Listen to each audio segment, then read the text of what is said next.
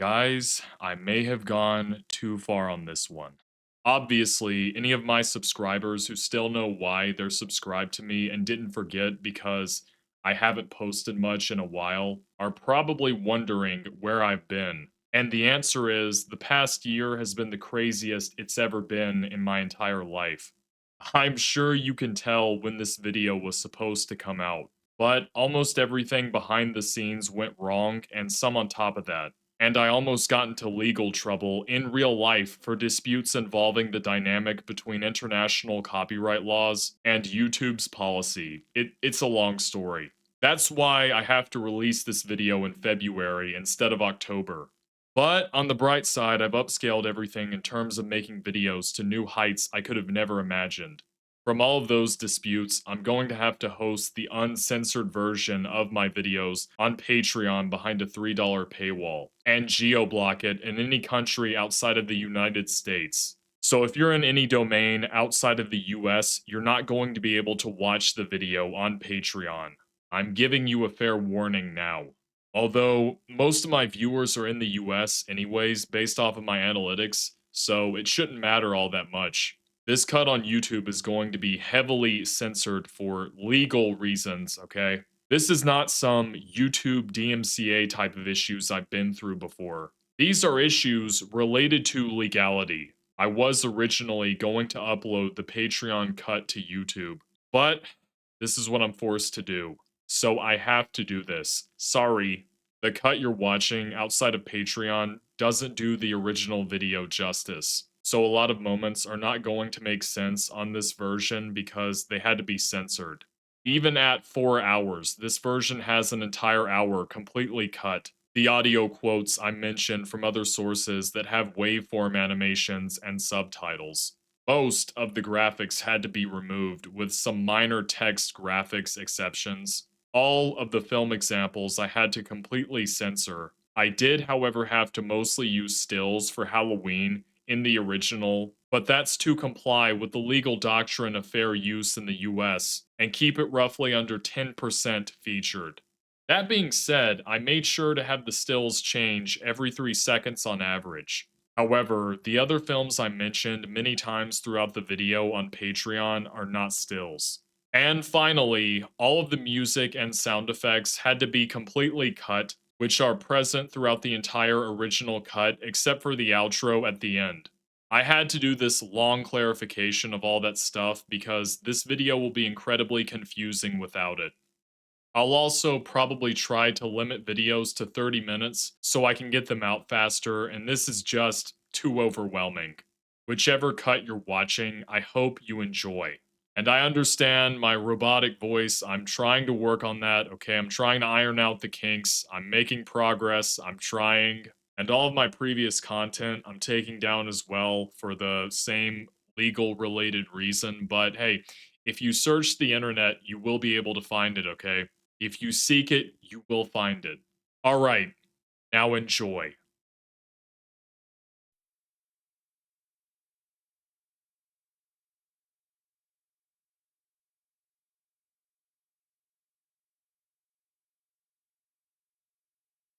What's up, guys? Face reveal again. It's me, Seth Reviews Media, in the flesh for this review. We pick up from me yelling into a microphone for 3.5 hours, and hopefully I'll talk normally for another 3.5 hours to review Halloween. If we're also disregarding the 30-hour Half-Life series, which was not intentional at all. I will be using audio quotes from different sources to substantiate my claims, arguments, conclusions, interpretations, etc. So if those appear, don't be alarmed. Also, if you enjoy the content I make, I strongly suggest subscribing. But if you want to go a step further and contribute to the videos I make, a Patreon link will be in the description below. And for just $3 a month, you can watch videos a week early.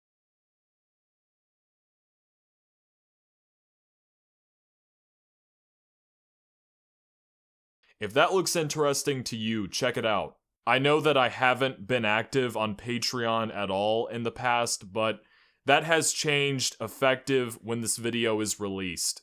If you want to watch a more conventional review of this film, I recommend only watching the minor spoiler review, because the rest of this video is dedicated to fully explaining and reviewing as much of Halloween as I can to the best of my ability. That's why this review of sorts is 4 times longer than the runtime of the film in question, which is not normal for any review on the internet with a handful of exceptions. It's a review and an explanation video, or at least that's what I'm trying to do. But before we really dive into the film, I want to build some context around not only Halloween, but the slasher movie subgenre as well. Throughout the decades of cinema, we've had countless slashers terrorize people on the big screen. But out of all of them, only 3 really stand out. While it's debatable which 3, most agree on Michael Myers from the Halloween franchise, Jason Voorhees from the Friday the 13th franchise, and Freddy Krueger from the Nightmare on Elm Street franchise. I want to focus on the films of each franchise and turn these reviews into a series, starting with the first film from the Halloween franchise, which is the earliest of the 3 and arguably the most influential, 1978's Halloween.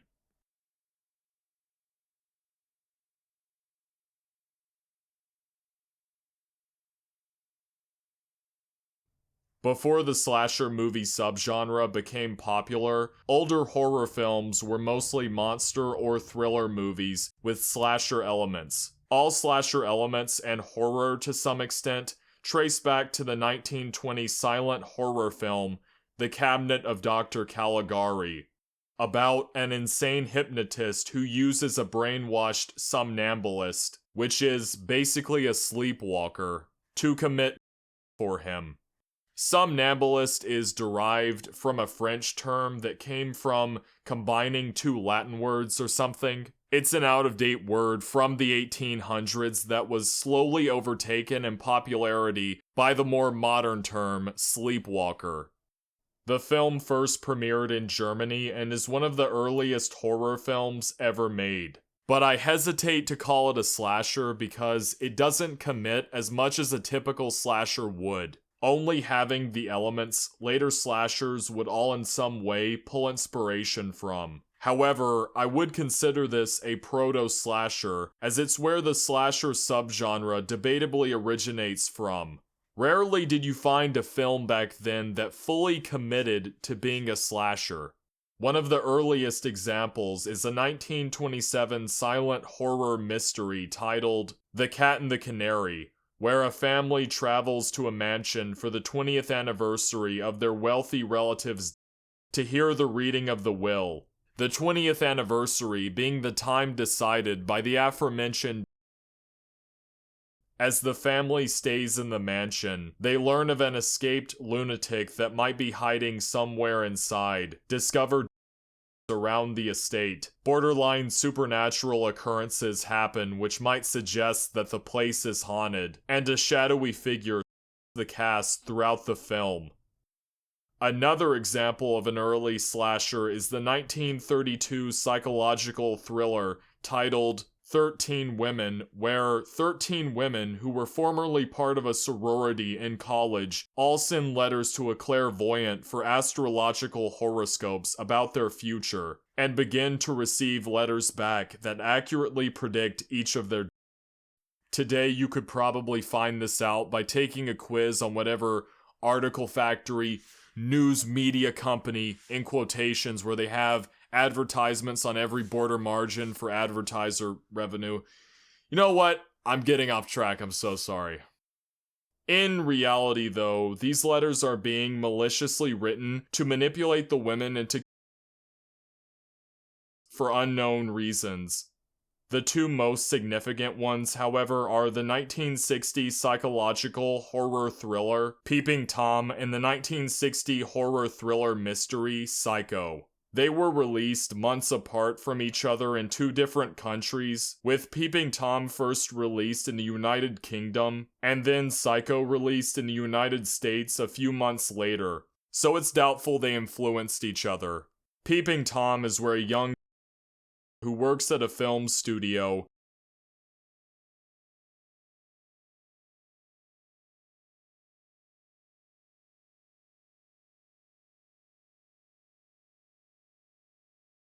Psycho is where a woman steals a large sum of money from her employer so she can run away with her boyfriend. Overcome by exhaustion during a heavy rainstorm while traveling on back roads to avoid the police, she stops for the night at the Bates Motel. There she meets the polite but unusual owner, Norman Bates, a young man with an interest in taxidermy and a strange relationship with his mother, to say the least.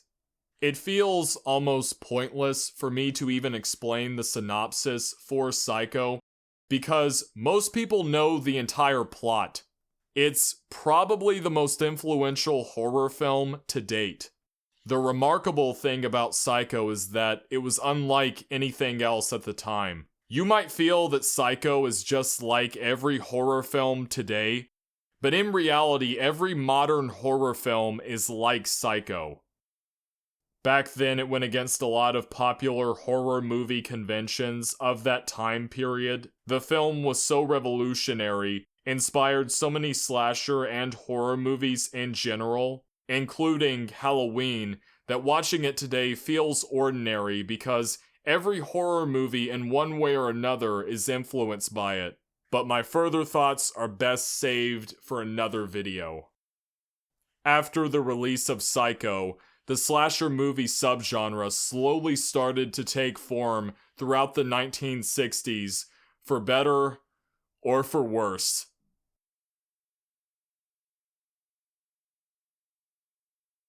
Okay, why is this guy off center for seemingly no reason and partially out of frame? Yeah, you think you only find bad movies today. This one came out in 1963. But to be fair, Blood Feast was also one of the first to pioneer the splatter subgenre of horror. This doesn't really relate to Halloween, but it does pertain to the evolution of the horror genre and its subgenres. A splatter film is the subgenre of horror that deliberately focuses on graphic portrayals of. Well-known examples are literally any of the Saw movies, and The Thing, the 1982 remake, which was also directed by John Carpenter, the same director of Halloween. There was a rise in exploitation films during this era too, but they existed long before the 60s.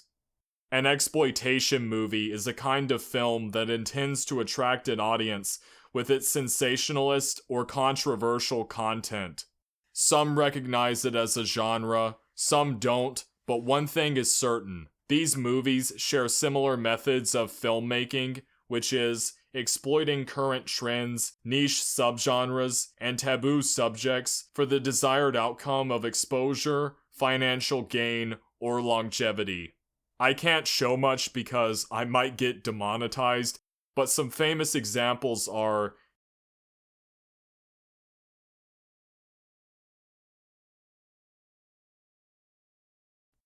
I only bring this up because exploitation horror films were increasing at this time, and Halloween could be considered an exploitation film to some extent. However, when we get to the 70s, exploitation, splatter, and slasher films would explode. This was mainly due to the aftermath of the rise of independent films, and the revision of the industry guidelines for censorship.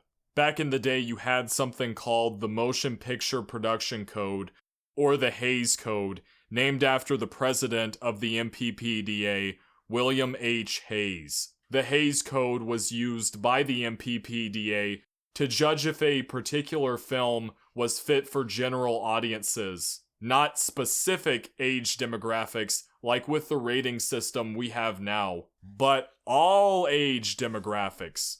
Outside of independent distributors, if a film created by a major studio wasn't found to be suitable for all audiences, it would either be censored until it was deemed suitable or wouldn't be screened at all. While this allowed younger audiences to watch more mature content than they would today without their parents' permission, it also restricted filmmakers from exploring darker topics. Well, I don't know if any of that matters with this new age of the internet. However, in 1968, the MPPDA changed the Hays Code to the MPAA film rating system, later the MPA, the same rating system used in America today. This meant that films had more freedom to experiment with mature subject matter, as graphic material can now be released to wider audiences just with an adult rating. I'm sure that Halloween pulled inspiration from all of the greats made in the 70s, like The Exorcist, Suspiria, Black Christmas.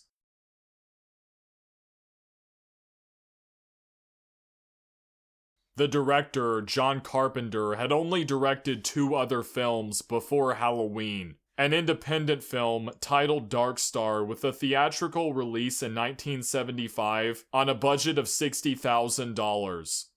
His second movie would be another independent film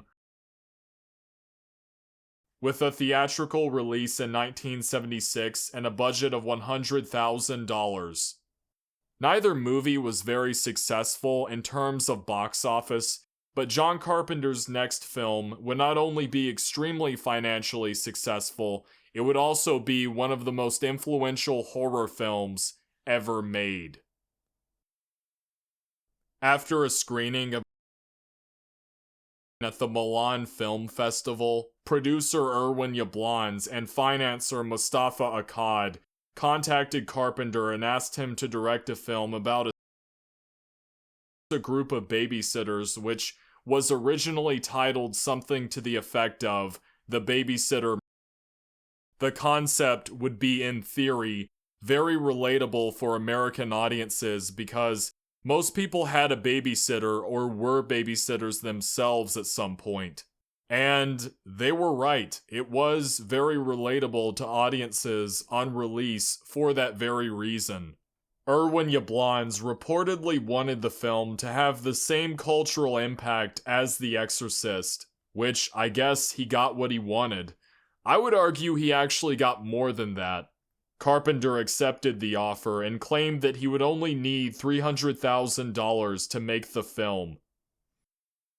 Mustafa Akkad was worried at first because of how cheap the budget was, thinking the movie would fail from lack of funds, but Erwin Yablans convinced him to trust Carpenter since he'd already directed 2 other films with lesser budgets. For the lead role, they originally wanted Annie Lockhart, but she turned them down, so they then chose Jamie Lee Curtis, who was the daughter of Janet Leigh, the woman in Psycho, which was a big deciding factor.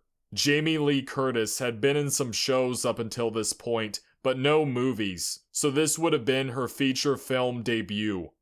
They tried to get the popular horror icon Peter Cushing on the project. He was involved in many horror films from Hammer Studios, or as people refer to them, Hammer horror movies. But since he had just been in Star Wars, the likelihood of him accepting an offer to be in this low-budget horror film was pretty much impossible. And as predicted, he declined. Another famous horror movie actor, who had also been in many Hammer horror movies, Christopher Lee, was offered the role. But just like Peter Cushing, he declined. Lee would go on to say that it was one of the biggest mistakes he ever made in his entire career. They then finally offered the role to the actor Donald Pleasence. It was yet again doubtful that he would accept, but surprisingly he did. Pleasence later admitted to Carpenter when they met up that the primary and possibly only reason for taking the role was because his daughter liked the music on Carpenter's. Donald Pleasence was the most well-known and experienced actor they recruited, so they had to pay him an additional $20,000, which is why the budget went from $300,000 to $320,000. It took Deborah Hill and John Carpenter 3 weeks to write the script and 20 days to film it over the course of a 4-week period. They brought on Dean Cundy to do the cinematography, who was quite experienced at the time, Charles Bornstein and Tommy Lee Wallace as editors for the project, who were both very inexperienced, with this being Tommy Lee Wallace's debut as editor. John Carpenter composed the score in reportedly 3 days. I don't know how true that is, but it was at the very least composed in a very short amount of time. An interesting detail is that there had never been a feature film with the word Halloween used in the title. Okay, actually, upon further research, there was an Addams Family TV movie released around the same time with Halloween in the title, so I should make a further clarification. A feature-length, not made for TV film. Back to the review.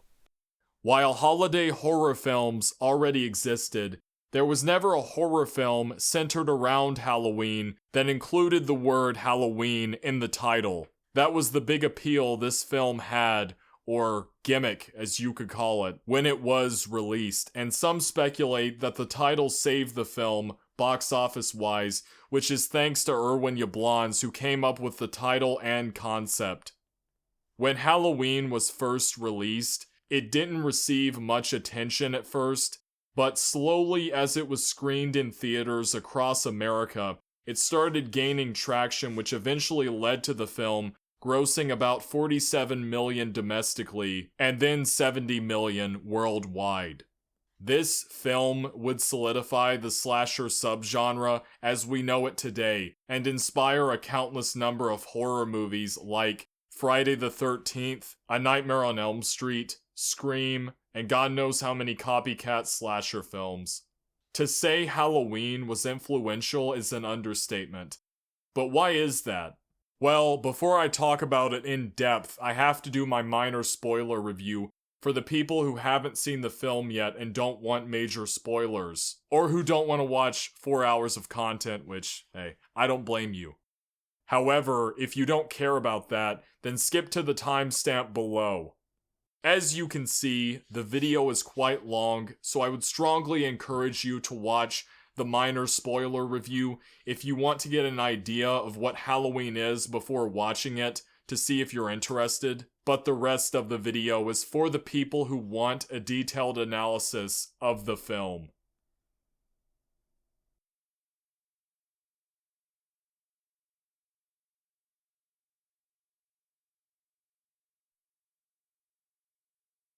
I looked back at some of the recording and I'm still doing the robot voice, but, be patient with me, guys. I'm still kind of rusty on this. I'm getting back in the groove of things, or whatever they say. The Halloween holiday is known for the festive season when all the ghosts, ghouls, and goblins come out at night. You might dress up, carve pumpkins, go trick-or-treating for candy. That doesn't really happen anymore, at least from what I read. Stranger danger issue. But they do go trunk-or-treating, right? And most importantly, watch horror movies. I'm sure everyone knows about the original Halloween's legendary status, that it's a tradition to watch Halloween every Halloween, specifically the 1978 original. But do I think it's earned? I would say yes.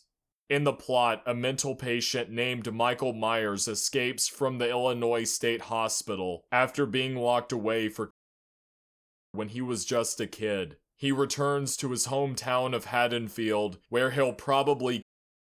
The people in Haddonfield have long forgotten about what Michael did, but Michael's doctor, Dr. Loomis, knows who he truly is, and is set on a mission to stop the evil hiding in plain sight. Compared to modern horror movies, don't expect a jump scare every 3 minutes.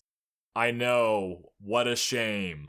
Don't expect a gory mess or even fantastically disturbing imagery, but expect something very unnerving on a profound and existential level.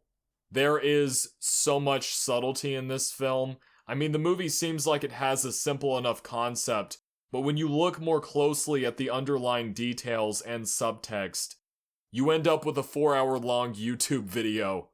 The unique quality about Halloween is that you don't have to pay attention to the subtlety to enjoy the movie. It's a very simple plot to follow, but there's a lot of interesting aspects hidden under the surface if you're interested enough to pay attention, which speaks a lot to Carpenter's great talent in writing, using simplicity to create complexity, an ability which is really impressive. It's a little bit slower in its pacing, but I don't think it drags at any point in my opinion. Even though some claim the daytime scenes are somewhat boring.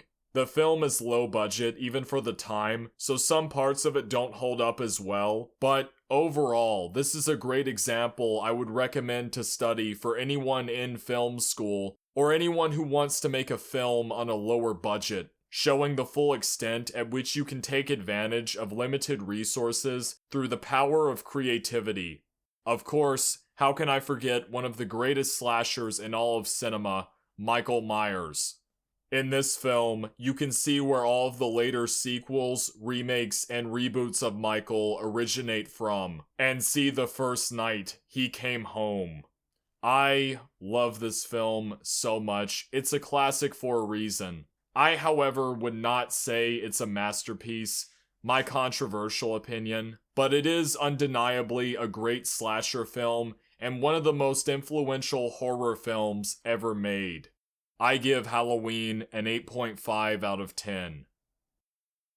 Maybe you agree, or maybe you disagree with my opinions. However, you'll never know until you experience it for yourself.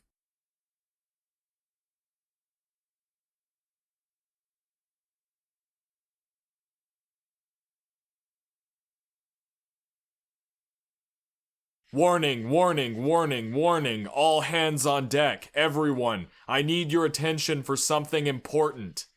Massive clarification before I start, and this is extremely important, especially for when I talk about Michael Myers. I believe that Halloween was always meant to be a standalone film. Yeah, I know, after so many sequels, remakes, and reboots, what I'm saying might sound insane, but from everything I could find, I think it's most likely the case. That's why, to this day, the only Halloween film directed by John Carpenter is this one, which was the first in the Halloween franchise. Except for a handful of additional scenes for Halloween 2, he technically directed those as well. Yeah, you should ask him what his opinion is about Halloween 2. Basically, I'm only sticking to the 1978 film, with the bonus portion of myself talking about the later reshoots for the TV extended edition, but I won't be taking into consideration that version in any of the other segments.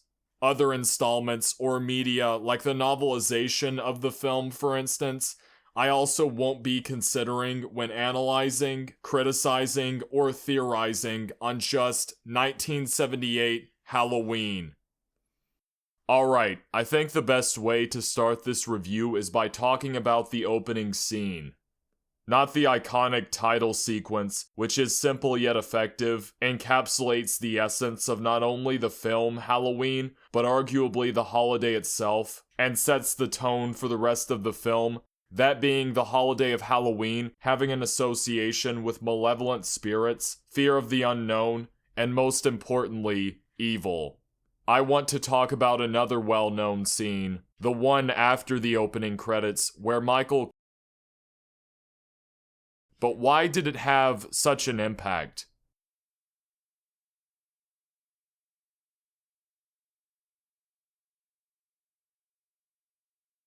It's not because it began with or featured a point of view shot, or POV shot as I'll refer to it.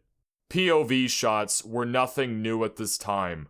One of, if not the very first films to have a POV shot is the 1927 silent biographical epic, Napoleon, which details the historical life of, as the first name in the title reads, Napoleon Bonaparte. It also has a runtime of 5.5 hours. Another early example, not long after Napoleon, is one I mentioned earlier, 1927's The Cat and the Canary. And the POV shot was near the very beginning of the film too, like it is in Halloween. They had a POV opening as far back as 1927. Deborah Hill and John Carpenter even report that the idea of a long tracking shot at the beginning was taken from the opening of 1958's Touch of Evil. Alfred Hitchcock also used POV shots throughout his career in various works, most importantly, Psycho, which I'm sure influenced this scene in some way.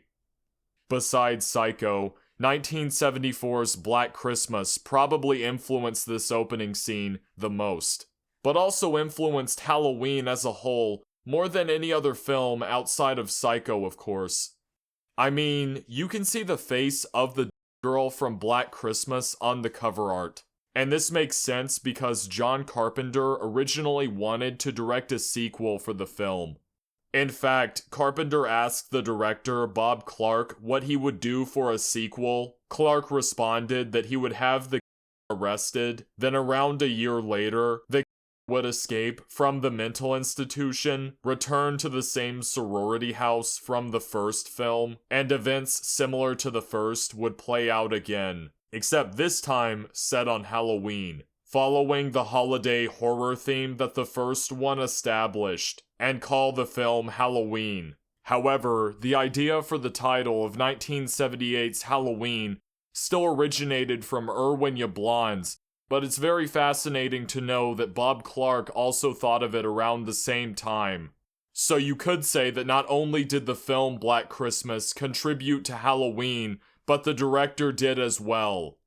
It should be noted that Bob Clark goes on to clarify that Carpenter did not copy his film, and there were other filmmakers who had the same idea of doing a horror film with the Halloween holiday as a main theme. It's just that Carpenter did it first. Here's a quick synopsis for anyone who doesn't know what Black Christmas is about. A group of sorority sisters receive threatening phone calls. They are later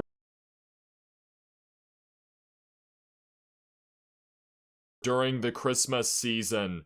Black Christmas has an almost identical, at least in filming style, nighttime POV shot of the sneaking into the house at the beginning. So you can see why I think it's one of the biggest inspirations for Halloween's opening. People made a big deal about Hardcore Henry in 2015 because it was almost shot entirely through POVs, but Lady in the Lake in 1947 already did that 69 years earlier. To be fair though, I think it's because most of it is like a first-person type film.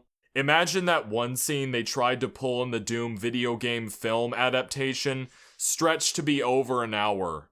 Deep Red from 1975 was an inspiration for Halloween and has many POV shots. The 1971 film in Lace has an opening POV scene that's incredibly similar to this opening scene.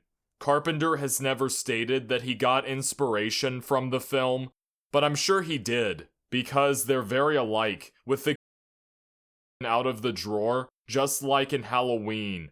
My point is that POV shots at the beginning, or in general, were nothing special. The POV shot isn't what made this scene memorable. Sure, that was definitely part of it, but it's what transpired that left an impression on so many people. The location is set in the fictional town of Haddonfield, Illinois, in 1963 during Halloween night, October 31st.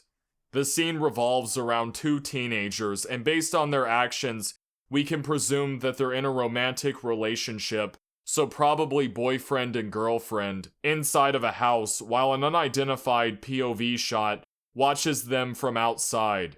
Once the two go upstairs to get busy, if you know what I mean, the POV shot goes inside from the back entrance, picks up a from a drawer, waits for the boyfriend to leave, and then goes upstairs.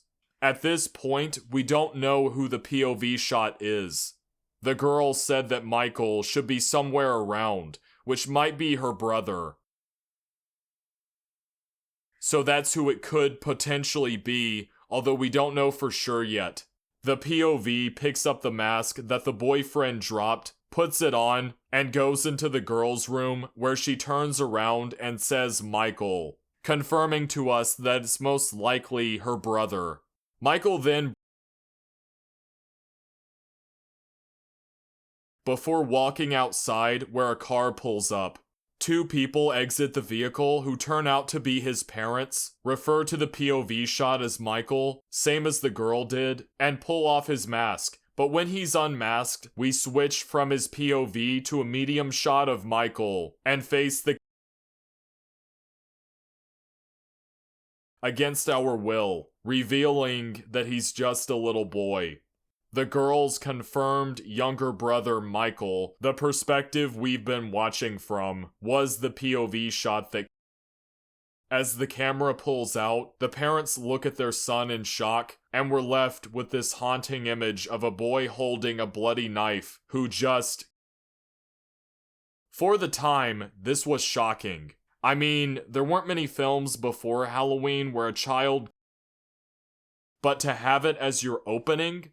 Nobody had done that before. During this scene, you might be thinking the POV shot is some kind of only for the surprising reveal to be her little brother. That's what stuck with people. This scene serves as the hook for the film, and the so far unanswered mystery around this situation pulls the audience in and keeps them invested by having a shocking with seemingly no explanation. Even if the rest of the film wasn't good, because Carpenter withheld important details that would give the audience proper context around why Michael...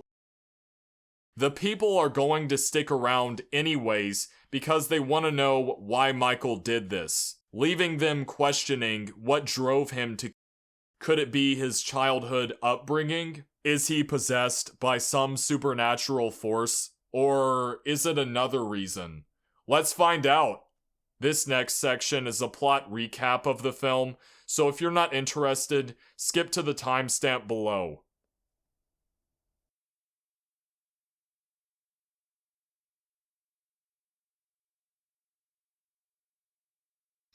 We flash forward 15 years to October 30th, 1978, one day before Halloween in Smiths Grove, Illinois. Derived from the real-life town Smiths Grove in Kentucky, a few miles away from the town of Bowling Green, the place Carpenter grew up in. A psychiatrist who we later learn is named Dr. Sam Loomis, the name taken from Psycho, and a nurse who's listed in the credits as Marion, another name lifted from Psycho, drive down a dark road during a thunderstorm. They're traveling to the Illinois State Hospital for the purpose of transferring a patient to an unspecified location. The patient is apparently being transferred to face their court trial. Dr. Loomis says that he, whoever he is, hasn't spoken a word in 15 years. And seeing as it's been 15 years since the incident shown at the beginning, I think it's safe to say that he's talking about Michael. Dr. Loomis refers to Michael as it instead of him, and says that he never wants him to ever get out. When they pull up near the state hospital, they see patients in white gowns wandering around outside. All of them have been released from their rooms by someone. Dr. Loomis tells Nurse Marion to drive towards the gate, and then tells her to wait in the car while he uses a nearby telephone. A man wearing a white gown, same as the other patients, suddenly jumps onto the hood of the car and the nurse until she frantically exits the vehicle. The man in the white gown hops into the car and drives away. Dr. Loomis comes over to check on the nurse's condition and says that the evil has gone, once again probably referring to Michael.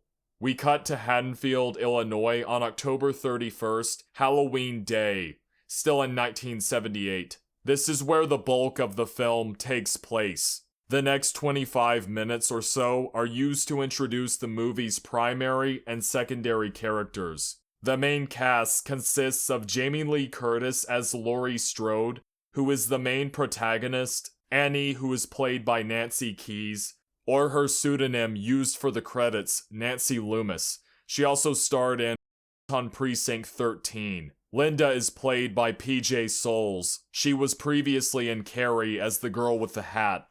And of course, Donald Pleasance as Dr. Loomis.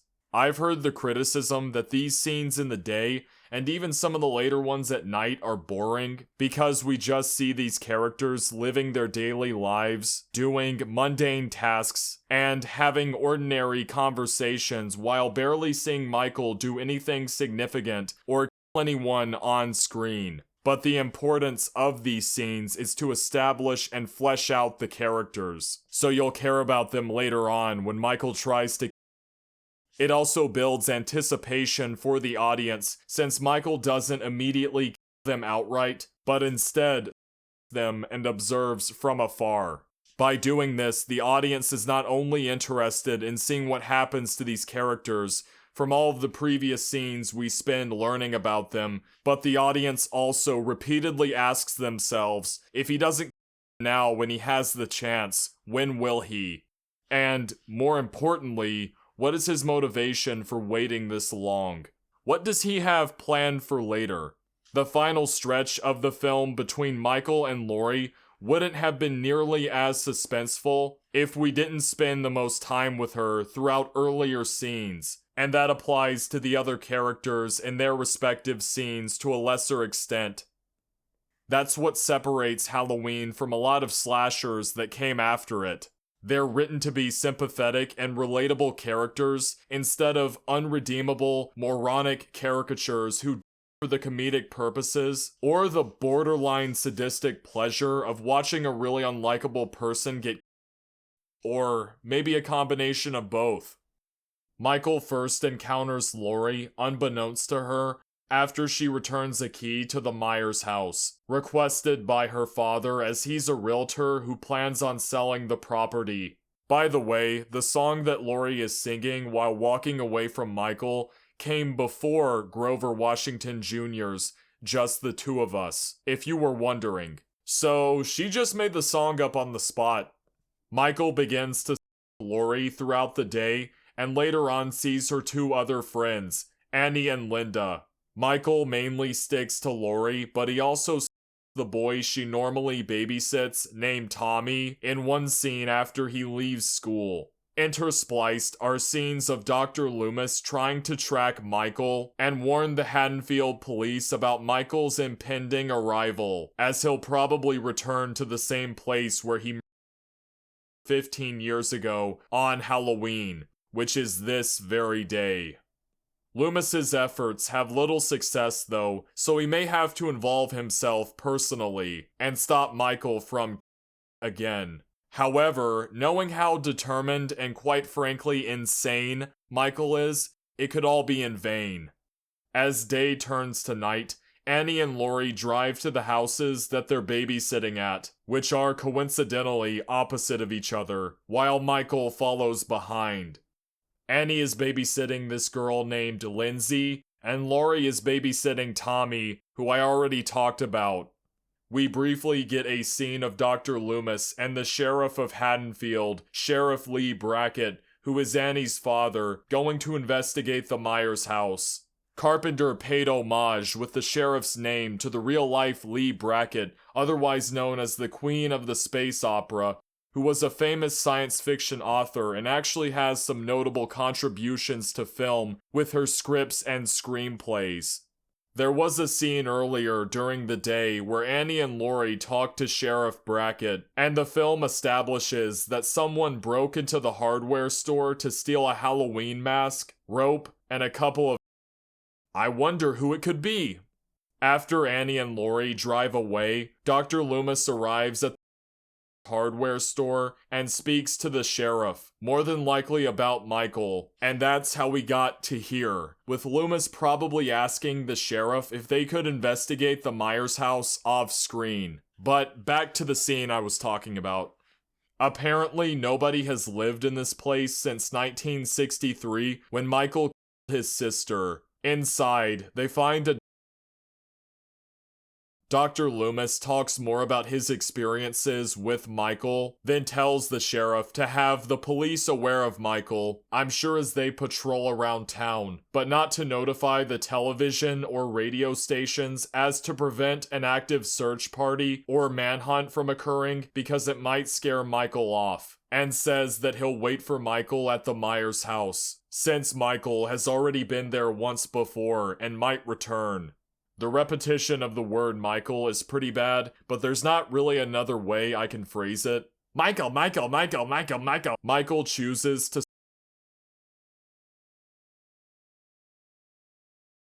Annie gets a call from her boyfriend Paul, who asks her to pick him up from his parents' house. As Annie mentioned in the scene where she's walking home with Lori and Linda, that Paul was grounded.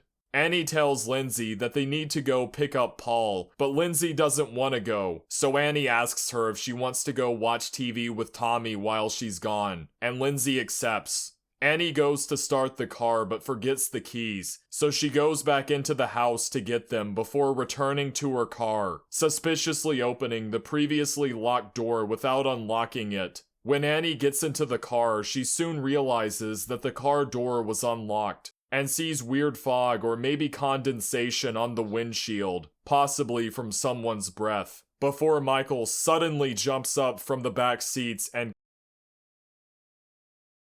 I guess all of that sneaking around leaves Michael out of breath.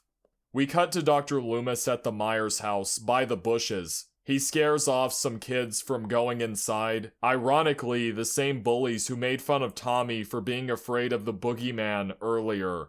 For the handful of people out there wondering, that was an intentional choice to have situational irony from the director. You know what? Just forget I even said it. And Loomis talks to the sheriff. Sheriff Brackett tells Loomis that they haven't seen any sign of Michael, but Loomis convinces him once more to keep looking. The next scene shows Linda and her boyfriend Bob, who just came from a Halloween party, pull up beside Lindsay's house, the house Annie was at. They plan on going to the upstairs bedroom and having. But when they enter the house, they find it completely empty. Well, almost empty. And when Linda calls Lori, she's told that Annie went to pick up Paul, unaware that Annie is. Linda and Bob have in the upstairs bedroom, and after they're done, Bob goes downstairs to get beers. While Bob is in the kitchen, he sees the door to the outside creak open. Thinking it might be Annie, Paul, or Linda pranking him, Bob opens the surrounding doors, waiting to find one of them inside. But instead, he's met with Michael, who ambushes him, which pins him to the cabinet door. Michael goes upstairs, dressed in a white sheet with glasses, disguised as Bob in a way. Linda thinks it's her boyfriend joking around, but he doesn't respond to anything she says. Linda, astonishingly, plays it off. Grave mistake. And calls Lori, wondering where Annie is. But Michael slowly creeps up behind her, while Lori listens, still on the other line. We finally get a proper close-up of Michael Myers' face, or rather the mask he's wearing.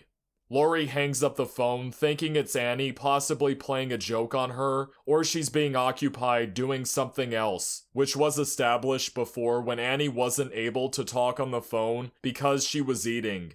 Lori looks at Lindsay's house across the street to see the lights suspiciously flicker off, which strangely happened right after the phone call. She becomes worried and calls the house again, trying to reach Annie or Linda, but to no avail. We're shown Dr. Loomis still hiding behind the bushes, and while observing his surroundings, spots the stolen car down the street that Michael was driving.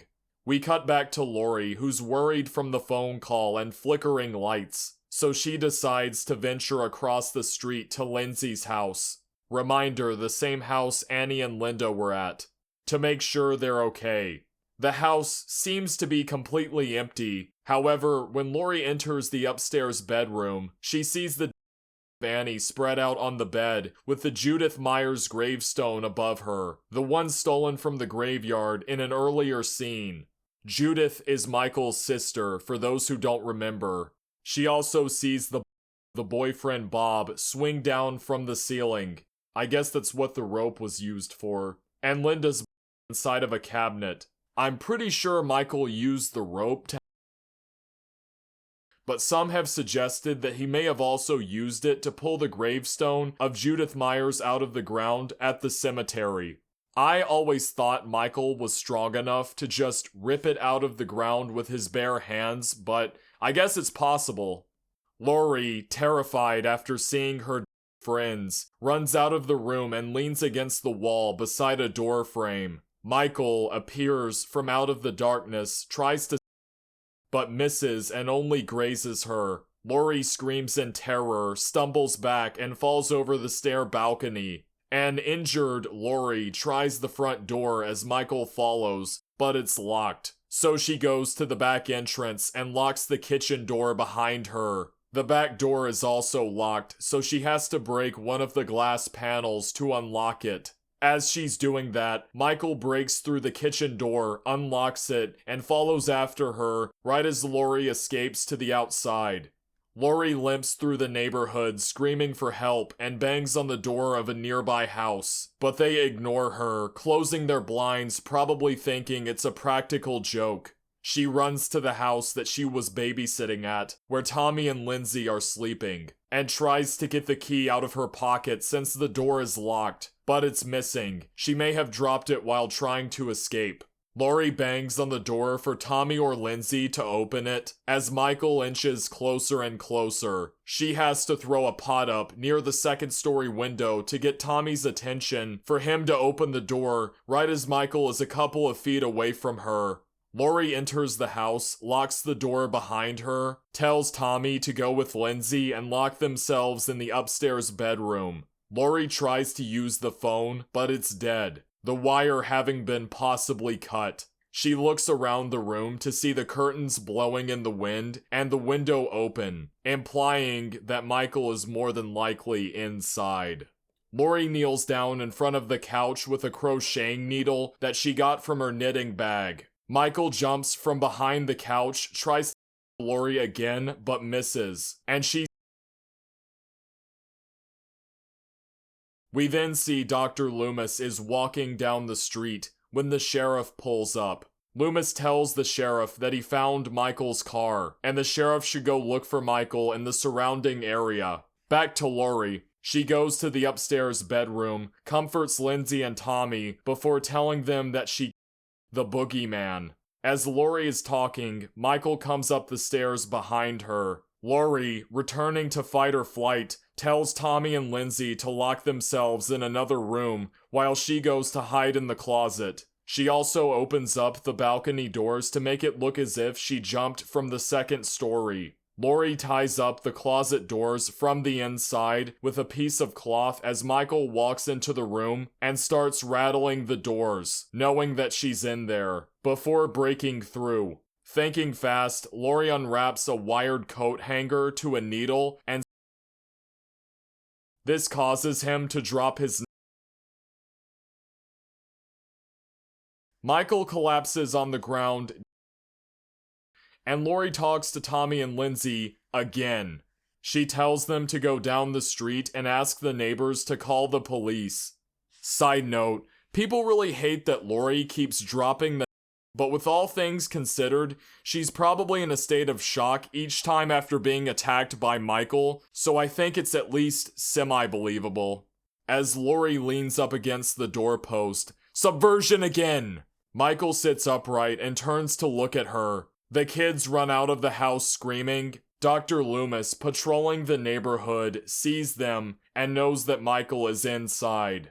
Lori walks out of the room and Michael slowly follows behind her before trying to. Dr. Loomis runs up the stairs to where they are, and in the struggle, Lori pulls Michael's mask off, revealing his face. Loomis then and sends him into the previous bedroom. He follows Michael into the room and shoots him 5 more times, which knocks him off of the balcony onto the ground, potentially for good.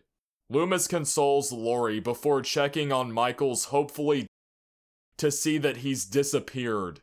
Dun dun dun! Final subversion. The evil bad guy was never going to, even at the end. As Loomis stares out into the distance, it cuts to different locations throughout the film that Michael has been in. Michael's breathing in the background grows louder and louder before the film ends. The credits roll, and that is roughly the events of Halloween.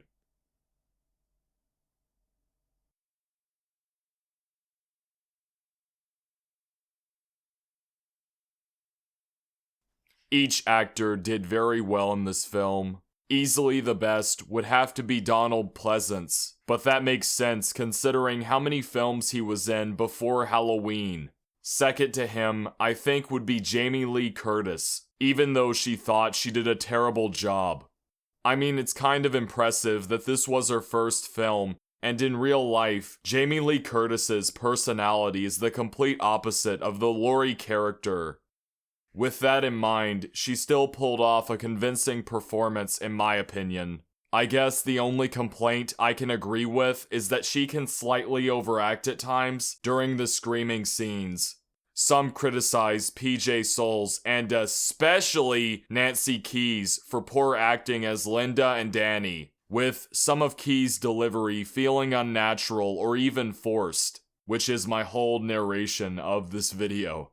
And with PJ Soles, it's not so much an acting problem, even though people claim that's the issue. It's more so an issue with the dialogue, as everyone's number one complaint is that she uses the word totally to an obnoxious extent. When Deborah Hill was writing these teenage characters, she took inspiration from real-life people that she knew in high school and was a babysitter during that time, which I'm sure gave her a better understanding of how those characters would think and behave. As annoying as the constant use of totally is, it's something an annoying teenager would say. Overall, the weaker moments regarding the acting aren't prominent enough to be noticeable, with the possible exception of Nancy Kyes' acting, but once again, she's really not that bad. A lot of people really don't like her acting though.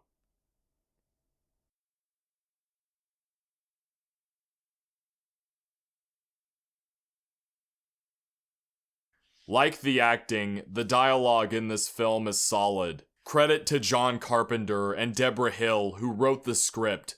The dialogue, in my opinion, is articulate enough in communicating information to further the plot while avoiding self-indulgence and unnecessary detail.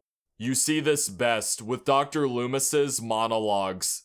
Even though he's supposed to be an exposition dump character, the reason why the audience is so engaged with what he's saying is because we barely know anything about Michael. And who would know him better than his psychiatrist, who spent the last 15 years with him? That's also the benefit of keeping the killer's backstory vague.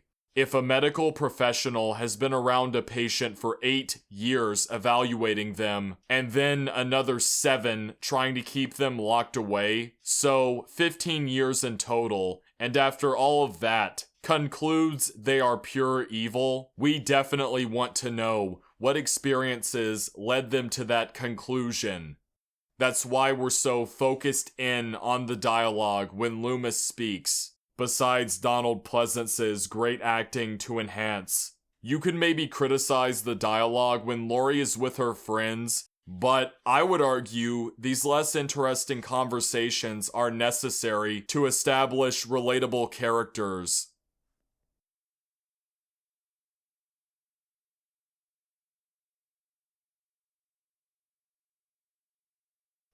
The cinematography is wonderfully shot thanks to Dean Cundy. Well, depending on which home video release you have, and this is where things get complicated.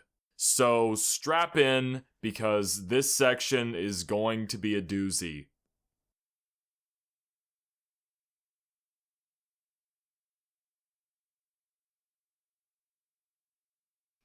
Nowadays, after a film plays in the theater, that version, being the theatrical cut, because it was the cut screened in theaters, get it? Is released to the public digitally online or in a physical copy like DVD or Blu-ray. They didn't have Blu-rays or DVDs back then, much less the internet as we know it today. For reference, home video computers looked like this back then. No, back then the only home video release you would get as the average consumer is a VHS or Betamax release, and typically a full screen 4:3 aspect ratio. And that's because 4:3 was the TV standard for the time. I'm pretty sure Halloween was filmed with an anamorphic lens, which is where the ultra widescreen image that's being filmed is compressed horizontally to fit into a storage medium with a narrower aspect ratio, reducing the horizontal resolution of the image while keeping its full original vertical resolution. This is why the footage you're seeing now in a 16:9 widescreen ratio is letterboxed with black bars on the top and bottom of the image. If you were watching it how it was intended to be seen in theaters, there wouldn't be any black bars. To watch it as intended, you would have to get a specialized anamorphic projector lens to project the film, so it would expand the ultra widescreen image to its original state before being compressed. It's nothing new for a movie to be filmed in this aspect ratio, but considering most films that did this at the time were massive blockbusters, it's a bold choice for a low-budget horror movie like Halloween. Anyways, most people at home did not have a film projector with an anamorphic lens, or a film projector in general. They definitely didn't have ultra widescreen TVs. We barely have those now. Much less did they have widescreen 16:9 TVs, so they had to release it in 4:3 because once again, it was the TV standard, in the form of a video cassette tape. But how do you transfer ultra widescreen, or even just widescreen, to a 4:3 aspect ratio? The most common method was something called pan and scan, where someone would manually adjust the footage to fit the full screen aspect ratio and use different techniques to maintain a similar effect to the original widescreen, as a decent amount of the image would be cropped out through this process. You might also know that when a film is transferred to a video cassette tape, it's downgraded in quality to a lower resolution. This results in the color palette often looking different from what it originally was. There were home video releases for VHS, Betamax, and even for Laserdisc, all in 4:3 pan and scan. But there was never a widescreen release until more than 15 years later, from when Halloween originally debuted at theaters, in 1996 when Criterion had a widescreen Laserdisc release. The first DVD widescreen release would be in 1997, then years later onto Blu-ray and beyond. There's been multiple transfers of Halloween to widescreen, with the color palette looking slightly different each time, unless they reused a pre-existing transfer. The reason why this all relates to the cinematography is because no one can seem to agree on which version without a shred of doubt has the original color palette. The closest thing we have to a definitive edition is the 35th anniversary edition, overseen and assisted by Dean Cundey himself, which looks more drained in color than previous releases. It's the footage I've been using throughout this review. But then, reportedly, Dean Cundey had approved the 1999 DVD Collector's Edition years before, which looks different compared to the 35th anniversary. But then, he approved the 4K Ultra HD release after the 35th anniversary, which looks different from either of them. I think it really just comes down to preference. The two extremes are the desaturated look, which I just talked about a minute ago, and the bright oversaturated look that some of the early releases had. People argue back and forth on which is the most accurate. Most think the color-drained look is the most faithful because of the 35th anniversary proclaiming to be the definitive transfer. But then when you take into mind Dean Cundey's inconsistency in regards to approving transfers, it gives credibility to the saturated look being the original. I should mention there is also a third group which thinks it falls somewhere in the middle. They both have their positives and negatives. The undersaturated look adds to the apprehension you feel knowing that Michael is around, but the color in scenes looks too flat and dull because of it. The bright, vibrant look puts you into a false sense of security with the warmer colors, which makes Michael's presence feel more out of place and unsettling. But the downside is that it can look so oversaturated that the atmosphere at times doesn't feel like fall, if that's what they were trying to accomplish. It feels more like summertime. As far as which one I prefer, I don't really care.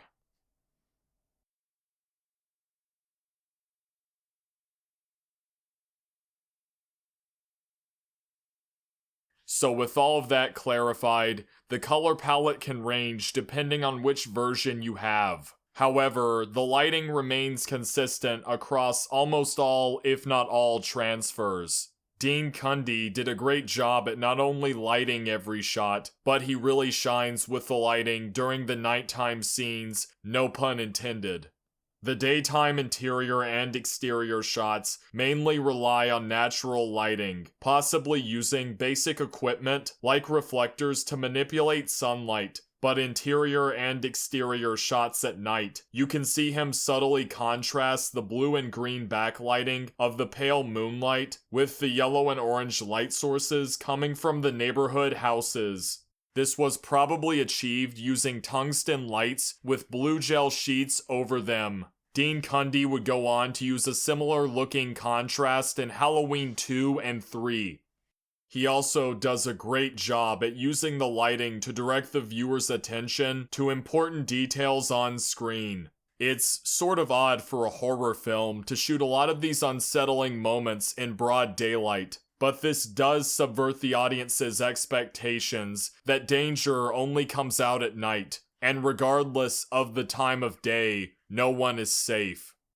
To be fair though, Michael only kills the main cast at night, which I think was intentional to play into the terror mainly happens at night cliche that 80% of horror movies have. But in this case, it's probably from the film's Halloween holiday theme, or the nighttime represents fear of the unknown, which could be what Michael embodies. So in that sense, it still plays to the audience's expectations. But I can't think of many horror films where the stands out in broad daylight and makes themselves known to the characters unless they're going to kill them. So credit for that. Shooting so much of it in the daytime with Michael out and about gives this underlying sense of dread type feeling to the film. While he blends in with trick-or-treaters, alone, outside of a crowd, he sticks out from the rest of the setting, juxtaposing this eerie masked figure with the nice quiet suburban town of Haddonfield. Honorable mention to Texas Chainsaw, but the inspiration for this was mainly the 1974 film Chinatown.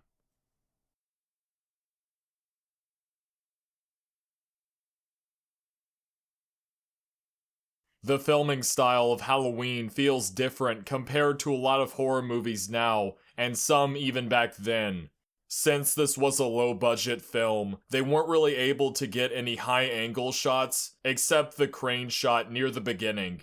This is because getting shots like those were time-consuming and expensive. When you had to move the camera and track the subject you're filming, the standard way of doing that while having it stabilized was building these tracks, putting the camera on a dolly, and moving the dolly across the tracks. You can see why this is not a feasible way to efficiently shoot a low-budget film in a short amount of time, so they turned to a recent, and at the time revolutionary filmmaking invention for stabilization, the Steadicam. I mean, it was actually the Panavision equivalent, Panaglide, created to be a competitor with Steadicam, but it's basically the same thing. Panaglide allowed them to move in any direction and quickly film tracking shots without having to set up tracks, push a dolly, or tediously film in such a manner to keep the tracks out of frame while still mostly retaining camera stabilization. They still used a dolly on tracks to get tracking shots for some scenes, but the majority of them were filmed using Panaglide.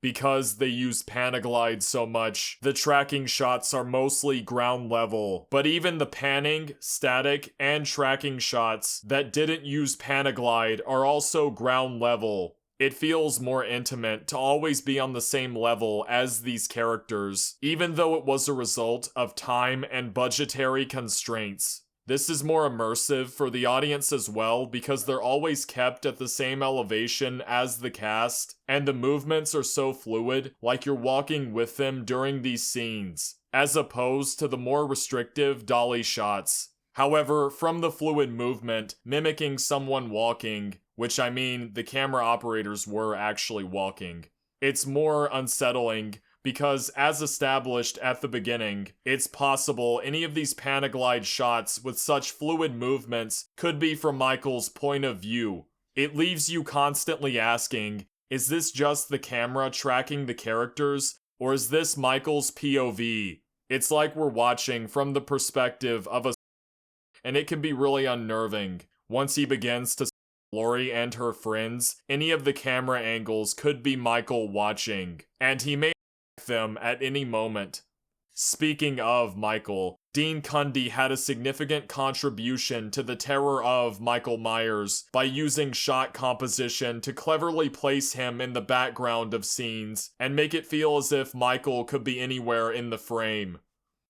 With Carpenter's input, Dean Cundey exceptionally uses visual storytelling throughout not just the chase scene between Michael and Laurie, but also the entire film as a whole. In the chase scene, after Laurie exits the house, the areas she's in get progressively smaller.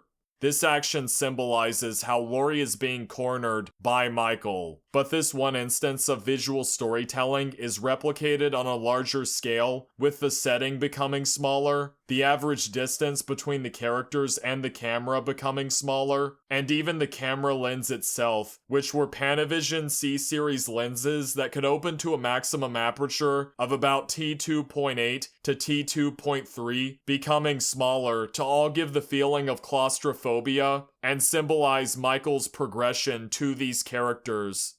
I said the camera lens would get smaller to stay consistent with my examples and Deborah Hill's quote, but what I meant by the camera lens getting smaller is that the lens aperture would be progressively opening up to focus on subjects in the foreground and less on subjects in the background. It's more intimate that way. That's why the background in later shots is consistently less in focus. And they more than likely used wide-angle lenses before progressively increasing the lens in terms of millimeter to give a smaller view of the scenery, the image getting tighter and tighter. Props to Dean Cundey and Carpenter for the all-around great cinematography. 2 thumbs up.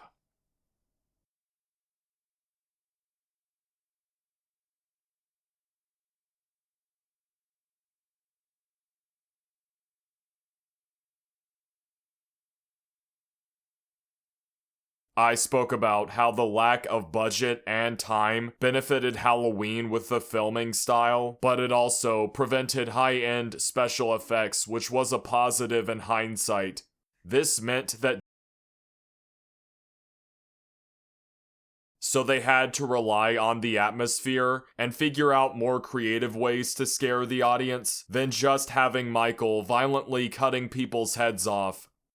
This affected how scares, as I'll call them, were implemented throughout the film. The reason why Carpenter kept the audience engaged for longer periods of time, whereas a lot of other horror movies do not, is the diversity of scares and the gradual evolution of those scares. Take the jump scares, for instance.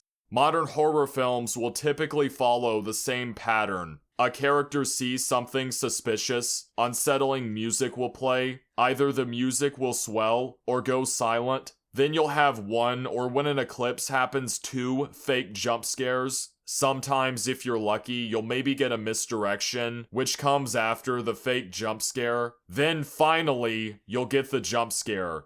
And what's being shown on screen isn't even scary the majority of the time, it's just incredibly loud. The scary part isn't what transpired and the significance it holds to the narrative. It's the fact that the audio goes from 40 decibels to 100. It's not so much that something occurred which was genuinely frightening and might recontextualize plot details. It's that the sound blew my eardrums out. And they do this all the time because they know the jump scare on its own, without heavy reliance on the audio, is not effective enough and hasn't been built up properly, not only in the context of the narrative or in the context of the story, removed from the larger themes and messages, but also even on its own as a scene, because that would take too much effort. So instead, what they do is recycle the same formula over and over again for these jump scares I just described, to the point where it's extremely predictable, but then try to compensate for all of that by raising the sound to maximum volume. Going from quiet to loud in under a second is scary, even without visuals. Just listen. See? Halloween, thankfully, didn't do this as much. Don't get me wrong, there are sound cues and jump scare noises, but they're not nearly as ear-piercing as modern horror movies.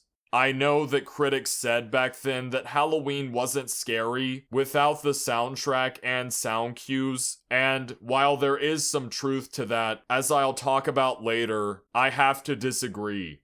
Compared to now, Halloween without sound is definitely scarier to me than modern horror movies without sound. It's not even close.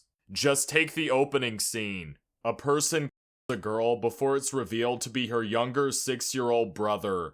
There's not even any jump scares. Just the situation alone is disturbing, but the execution of the scene through the filming style truly makes the reveal shocking, as I explained in a previous section.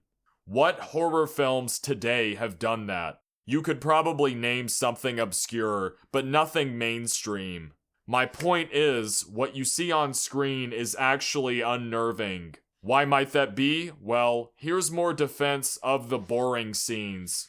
In the first act and some of the second, you have a variety of scares. Not necessarily all jump scares. The ones that are present might have a misdirection, might be a fake jump scare, or they might have a jump scare with little to no build-up. But there's no extended build-up with a jump scare, and they're not very scary, but that's done intentionally to prime you for later and keep you on edge. What Halloween does brilliantly, though, is use build-up without payoff.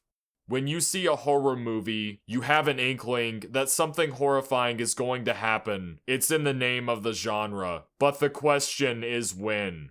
In horror films, when a character sees something suspicious and the music cues in, we anticipate something scary or disturbing to happen. And with many horror films, it usually does. However, with these scenes of Michael, Carpenter shows something suspicious and builds anticipation that something horrific is about to happen, but it never does, giving the audience build-up without a scare or jump scare.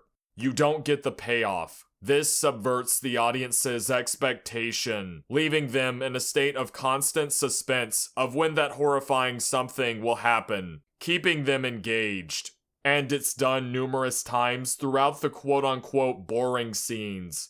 Like I stated earlier, the question is, if he doesn't kill any of the cast now, when will he? Which is in contrast to a lot of slasher movies since Halloween that predictably always give the payoff after any build-up. And it's just like, yeah, whatever, on to the next poorly set up, ineffective jump scare.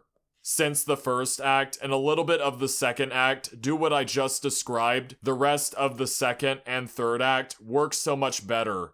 The turning point of the film is when Carpenter drags the scenes leading up to her for an agonizing amount of time, because the camera is focused on her for so long, and with the earlier scenes showing Michael her, we can presume that he's nearby, and something horrible is about to happen.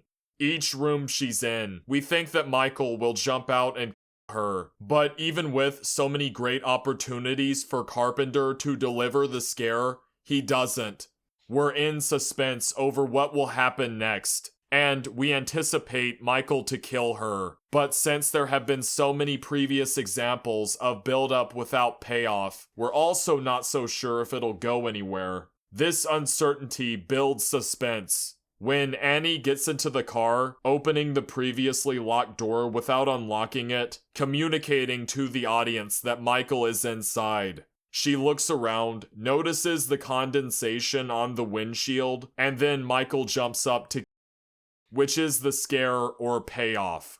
The reason why this jump scare works so well is because of the prolonged buildup, which in the past didn't lead to a jump scare, but also because the jump scare of Michael appearing was so sudden, which in the past didn't have a prolonged buildup. This is the purpose of the lesser scares. They train you to expect certain patterns, but then subvert them later on. More importantly though, all of the previous scenes where Michael appears in a sudden jump scare with little to no buildup, or has buildup without any payoff, it didn't lead to the death of an established character. So when all of that happens at once like this, you get what I think to be a legitimate jump scare. This moment shows the audience that Michael has the potential to kill any of the main characters that have been fleshed out up until this point. The diversity of jump scares and the technique of having build-up with no scares that even continue on after Annie's combined with the confirmation that established characters can be makes the rest of Halloween truly unpredictable and as a result more engaging for the audience. The next jump scare involving a character is Linda's boyfriend Bob. When he goes downstairs to the kitchen, we get build-up, not as long as with Annie, but Bob hasn't had as much screen time, so this makes sense. He checks the cabinets, but no one is there. And then the pantry, where we get a sudden jump scare of Michael, who rushes him. This one doesn't rely on prolonged suspense like Annie's did, and more so relies on the spectacle of Michael pinning Bob to the cabinet door. The setup of this scare isn't as well done as Annie's, but I think the main purpose of this scene is to display the sheer power and brutality of Michael. However, Linda's isn't a jump scare, just a scare, if you want to call it that, but it does reference back to the evolution of scares aspect. As I laid out, we have the progression from the first act to some of the second act, then it changes with the showing that main characters have the potential to be. That applies to Bob to a lesser extent, but I think it's mainly to highlight Michael's strength.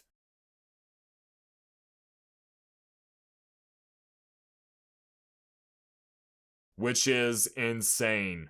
Needless to say, we now have Linda's that will serve as another change to the predictability of scares, and is the most significant. Besides our journey with Laurie as a character and her moments of vulnerability, Linda's at the hands of Michael, out of anything, contributes the most to the suspense felt in the final act. After Michael Bob, he goes upstairs with a sheet over his head and Bob's glasses. The build-up starts here. Linda thinks it's Bob and starts talking to him, but he never responds. However, Linda isn't concerned about it and tries to call Laurie, since neither Annie or Paul have shown up. Michael slowly creeps up behind her. This is similar build-up as earlier, which had no payoff, but this time there is. Michael surprisingly. The reason why this scare is so significant is obviously because an established character, but also because it isn't a jump scare. Every time adult Michael has someone on screen up until this point, it's been through a jump scare. Annie, Bob, and even the dog Lester if you want to include him. But this scene changes that. We see Michael and we have build-up, but every time that's happened before where Michael is on screen, no one is until now. It's already been established that Michael can appear through a jump scare, and a jump scare with Michael can result in a character's but there's never been just build-up without a jump scare, which has resulted in a character's. Any of the jump scares slash scare techniques I talked about in Act 1 and 2 that trained the audience to expect a particular formula have now all been broken, leaving an uncertain future for the last act and the final character, Laurie. Everything has now been set up for the final confrontation.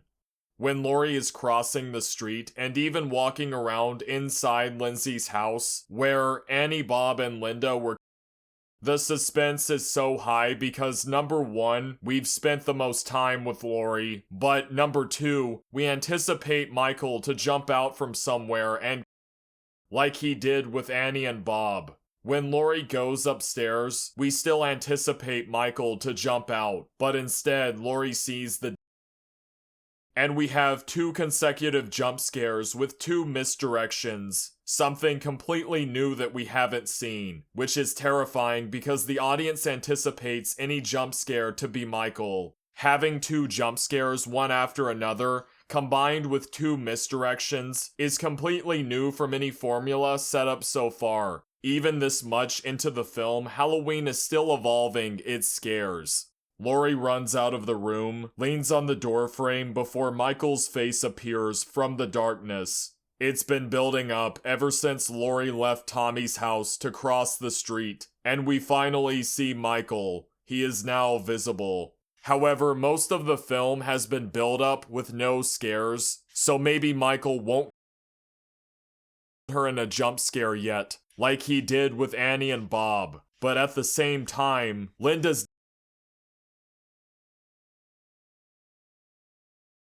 of a character. Michael walks out and attempts to save Laurie, but misses and she falls over the stair balcony. Once again, they subvert the pattern, following the example of Linda being here. No character has had build-up without a jump scare and then survived from Michael, unless you want to count Nurse Marion. But I don't think he was trying to kill her. So I would add the qualifier, a character that Michael was intending to.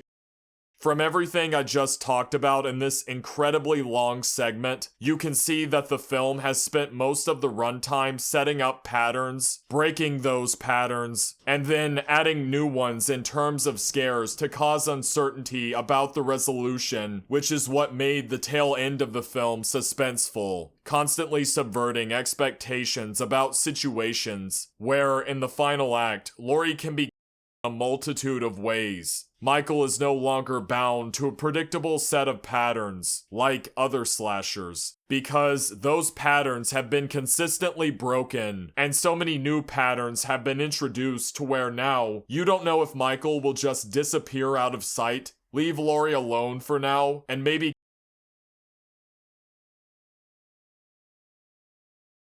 by a simple head-on confrontation by Michael, or maybe an entirely new method we've never seen, because they've done that before. But regardless, from the evolution of scares that make the rest of this film unpredictable, you know that she can, which is why the final act is so suspenseful. And that's the genius of how Carpenter uses scares in Halloween. I already talked about the suspense in the final act with Michael and Laurie, but I want to add that the overall suspense felt throughout this entire film was assisted by these scare techniques as well. One specific technique I've been mentioning at certain points in this section is how long Carpenter drags out the build-up. Whether it be build-up before a jump scare, a potential an important character, or just disturbing scenes in general. As I've said before, it's agonizing, but that's what puts people on the edge of their seats with suspense, anticipating something scary to happen, unlike other horror films that are quick to give the jump scare or scare. Halloween can be a slow burn in terms of delivering its payoff, but that's what keeps people watching.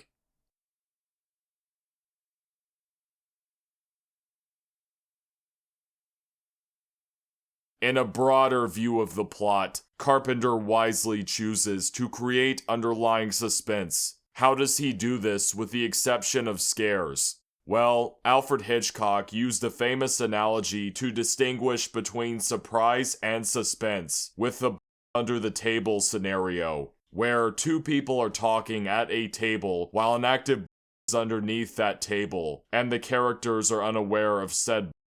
If we just see two characters talking at a table, and then it's surprising. It was unexpected. But if we're shown the as the two characters are conversing, and they're seemingly unaware of its existence, you introduce tension, because it's possible that either the at any moment, without the character's knowledge, the characters may find the and fail, or maybe the will never go off. And from the tension of those possible outcomes, you have suspense, but it mainly hinges on the characters not being aware of the at the beginning, regardless of the outcomes. The point being, you create more suspense by giving the audience more information than the characters. In the case of Halloween, there's a under the entire town of Haddonfield, and the name is Michael Myers. Lori, her friends, and the rest of the town have no idea who the random man wearing the pale mask is, but we do. And Dr. Loomis, of course, but that arguably creates more tension rather than if his character was absent. He wants to make everyone in town aware of Michael, but simultaneously can't do that because if enough people are noticeably on alert, with search parties and whatnot, they'll scare Michael away, which could make it even harder to track him down, and he might go on to even more people somewhere else than he would have in Haddonfield. Loomis has to walk this fine line where he needs to warn enough people to minimize, but at the same time, he can't warn too many people, and along with that, he needs to warn the right people as to not scare away Michael. Loomis knows more and gives more information to the audience than the other characters in Haddonfield about Michael, creating more tension, which leads to the viewer feeling more suspense. Those circumstances around his character, and the fact that he's the only one that can communicate to the audience and characters how dangerous Michael is, knowledge that we wouldn't have had otherwise, I think all contributes to the suspense. So much information is withheld from the characters to maintain the underlying suspense throughout the film that most of them never learn who Michael is even before they're except Loomis at the end, outside of vague titles like The Boogeyman.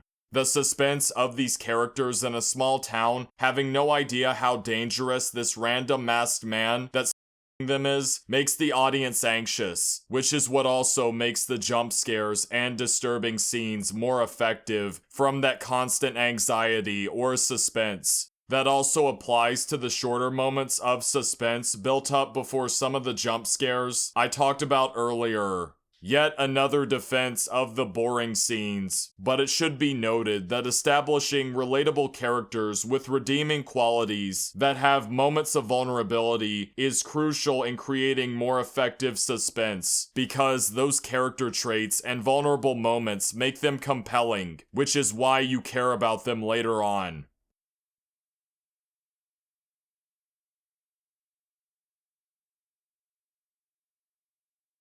To end this section off, I'll talk about the gore. Halloween is not a very gory movie. In fact, the only times where gore is present is when Michael's sister gets on her after she falls over, and the only other instance is the that's it. All of the other don't have any gore. A lot of the isn't even on screen, like with the mechanic and the in the Myers house, or happens out of frame, like with Bob and the dog Lester. But even if it is in view, it's oftentimes obscured. That's not to say if you have gore off screen, your film automatically becomes better. This technique would not have worked as well for Carpenter's 1982 The Thing, because the horror of that film mainly relies on the sheer grotesqueness of The Thing. But with Halloween it wasn't necessary, because the horror doesn't need to come from the visual itself. It can be implied through filming techniques. It's more effective for this film because it leaves the gore up to the audience's imagination instead of showing it in visceral detail, so a lot of times the audience will visualize something more in their minds than what the director would have intended if they did show it. Filming Michael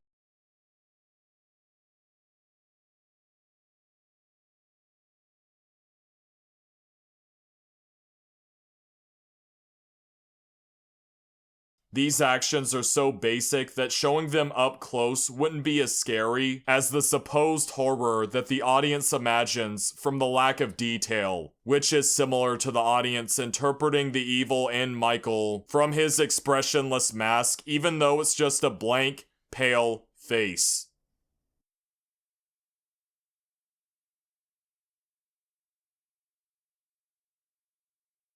While it's commendable that Halloween's music is effective at conveying the intended mood of each scene, I will agree with critics at the time. The score is not complicated whatsoever, but the one thing it excels at doing is maintaining the film's pace.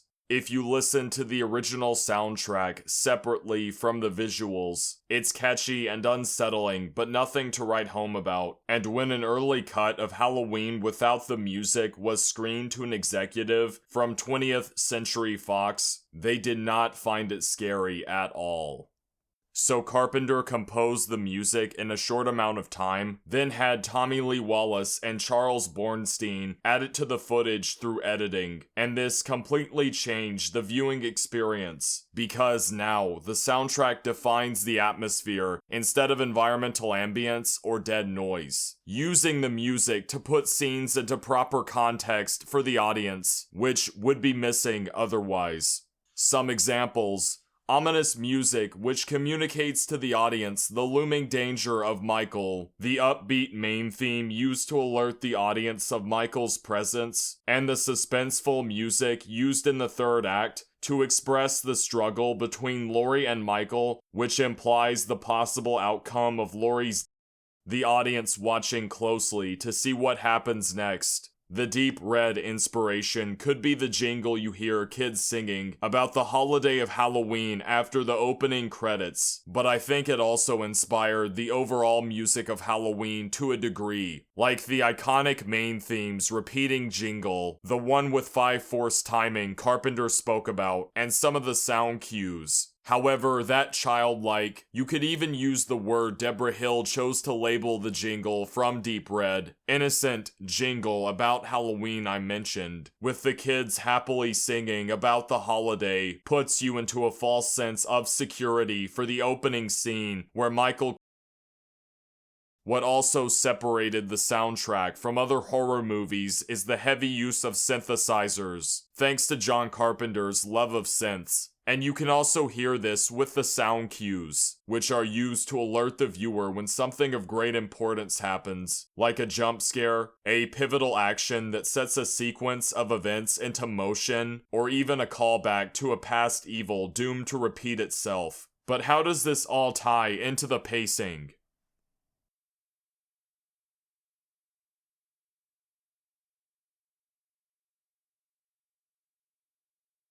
Well, it works in tandem with the editing.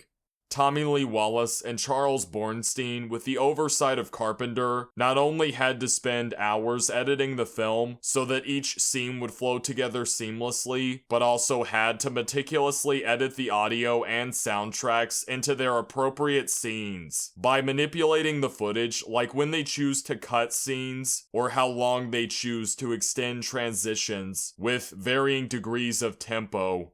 Note that I'm not talking about the overall tempo of the film, but the particular tempo for each individual scene. It all sets the visual rhythm for the film. To quote a better definition than I can come up with for visual rhythm, comes from my old video editing software's website, lightworks.com. Rhythm in film editing is the cadence with which scenes and sequences unfold before our eyes, a seamless flow that carries the narrative from one beat to the next. This rhythm is crafted through a delicate balance of shot length, movement, and transitions, each element contributing to the film's overall tempo. When paired with the music, the soundtrack assists the visual rhythm through the audio. The tempo of the music works in conjunction with the tempo of the visual editing, and this is more immersive for the audience. That's why the 20th Century Fox executive didn't find the film scary when the soundtrack was absent, but the people who watched it in the theaters with the soundtrack did. The moments intended to be scary by Carpenter don't have as much impact on their own without music, but when included, the soundtrack emphasizes these moments and helps the visual editing in maintaining the pacing in scenes through the music. If you thought the montage ending was really cool, it was conceptualized in the editing room during post-production. Originally, it was supposed to probably end around where Loomis is looking out into the distance before cutting or fading to black. Thankfully, they used leftover footage to create the feeling that he could be anywhere and everywhere. Even in post-production editing, you can still make significant changes to a film.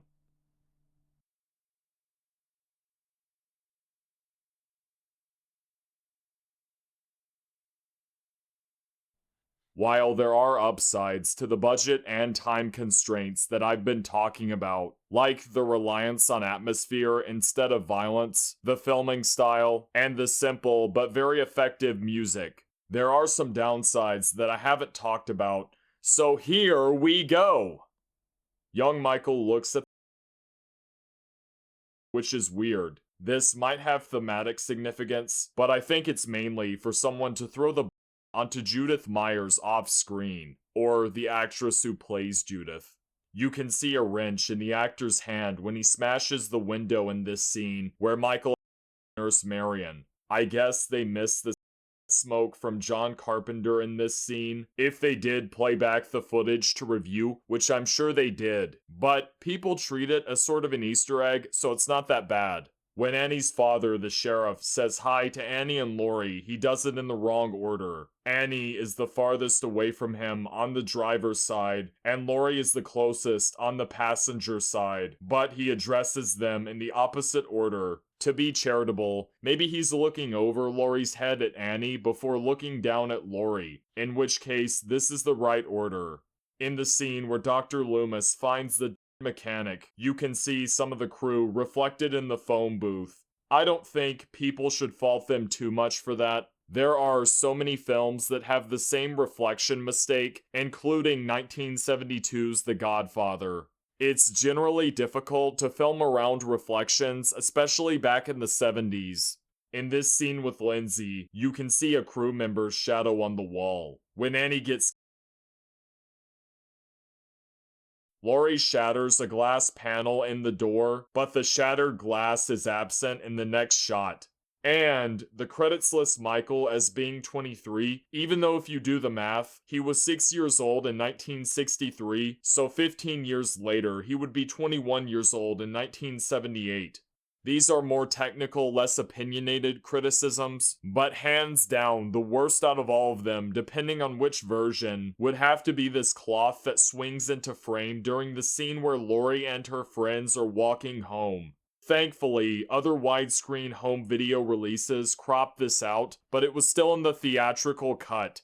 Some of my more subjective complaints are, the stuff Michael does makes it hard to suspend disbelief at times. I get they wanted him to feel supernatural and be so stealthy that he could appear anywhere, but it doesn't make sense for him to be near the clothesline and then instantly disappear as Lori continues to watch. In that case, Lori would have seen him walk away. Just because you cut from her POV to a close-up of her face doesn't give someone the feeling that Michael disappeared with a plausible explanation. Because if we're supposed to be viewing this from relatively her perspective, we would have seen him the entire time. This scene was originally not in the script and was added during production, so it might not have been as well planned out as other scenes. I don't blame the editors, it's an issue with the order of events themselves. I think they should have had the phone call occur earlier to distract Lori for her to look over, and then back at the clothesline to see that Michael is gone. The plausible explanation being that Michael left in that short time window that Lori was looking over at the telephone.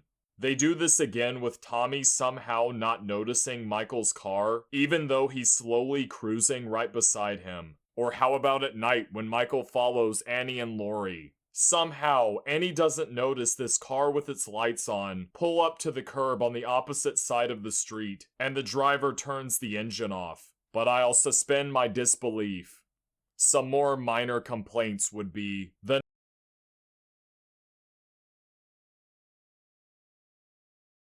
in the scene where Michael takes Nurse Marion's car, I think it would have been better to not have Michael in the frame with his face partially exposed. I understand they wanted to establish that Michael is dangerous and resolute, but it kind of feels goofy to see him without his mask on top of the car, waiting for the nurse to exit before hopping in. It also lessens the impact of his face reveal later on in the film. Another minor complaint would be when Dr. Loomis finds Michael's car. He's been standing in this same spot for who knows how long, waiting for Michael, when all of a sudden, he looks to the side and sees Michael's car.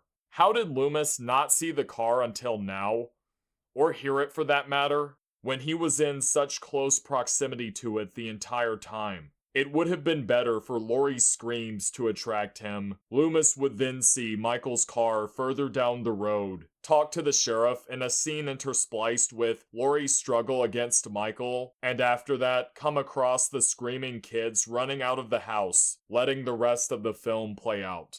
I guess they need Michael's car to be near Lindsay's house for this jump scare, but then he moves it later on because Loomis finds it and he isn't near Lindsay's or Tommy's house. How did Loomis not see or hear Michael drive up and park his car near him? And if the headlights can't be turned off, then that makes even less sense. Okay, the last minor complaint I have pertains to the setting. You might have noticed some weird environmental background details, which may suggest that they didn't exactly film this in Illinois, or the Midwest for that matter, and that would be because they didn't! While the film is set in the fictional town of Haddonfield, Illinois, Deborah Hill named the location after the real-life Haddonfield, New Jersey, where she grew up. John Carpenter and Deborah Hill decided to locate the town in the Midwest because it's an unassuming place for a horror movie. This ties in with the themes that I'll talk about later. The Midwest would make up a chunk of their demographic in theaters, and the Midwest would be more relatable to the rest of America than any other setting. But all of the film would be shot entirely in California during the spring.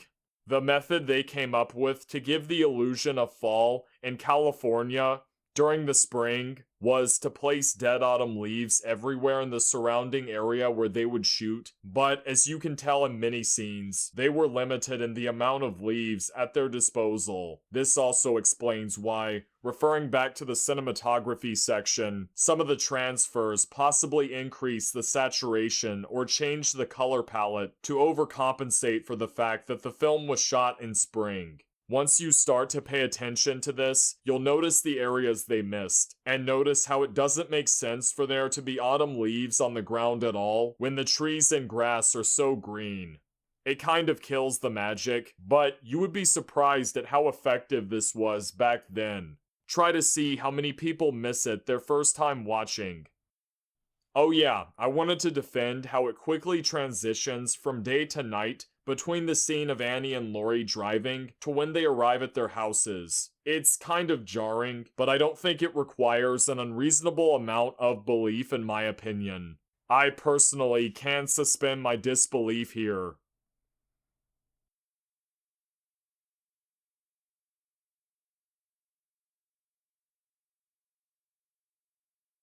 I spoke earlier about the different transfers and versions of Halloween, but there is an extended cut of the film which is the TV version or the Halloween Extended Edition.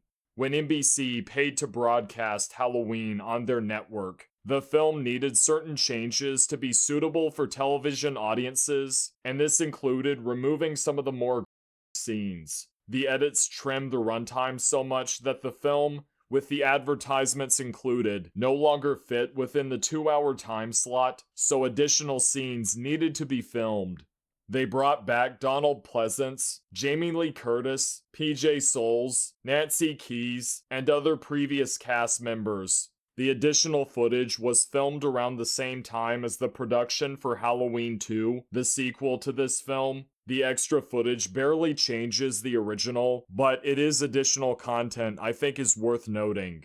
After Michael, we don't flash forward 15 years, but instead a few months from Halloween 1963 to May 1st, 1964. We see Dr. Loomis argue with the medical panel's decision to place young Michael in a minimum security sanitarium because the panel decided to use another doctor's more charitable summary report about Michael instead of Loomis's, a doctor who was less aware than Loomis about Michael Myers' true nature. The panel makes their final decision on the matter. Michael will be held in the minimum security sanitarium until he's 21 years old, whereby he will be tried as an adult, and Loomis fails to convince them of how dangerous Michael really is. Dr. Loomis leaves the boardroom, enters Michael's room, who's staring out of a window, and Loomis tells Michael that he may have fooled the medical panel, but he hasn't fooled him.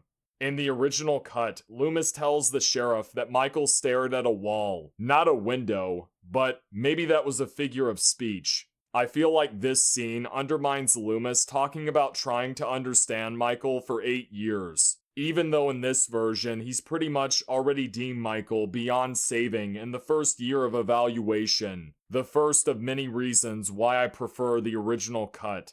The movie proceeds normally as it did in the original, up until after Laurie is walking away and Michael's shoulder comes into frame, where we get a scene of Loomis visiting Michael's destroyed room. The nurses with Loomis, one of them being Nurse Marion, explain to him that Michael trashed his room, broke the door window with his bare hands to unlock it, then forced all of the patients out of their rooms to the outside, and finally engraved the word sister into the door, which ties into the theme that I'll talk about later and foreshadows the plot twist in Halloween 2. But to be fair, they keep it vague enough as to not explicitly reveal what that twist is.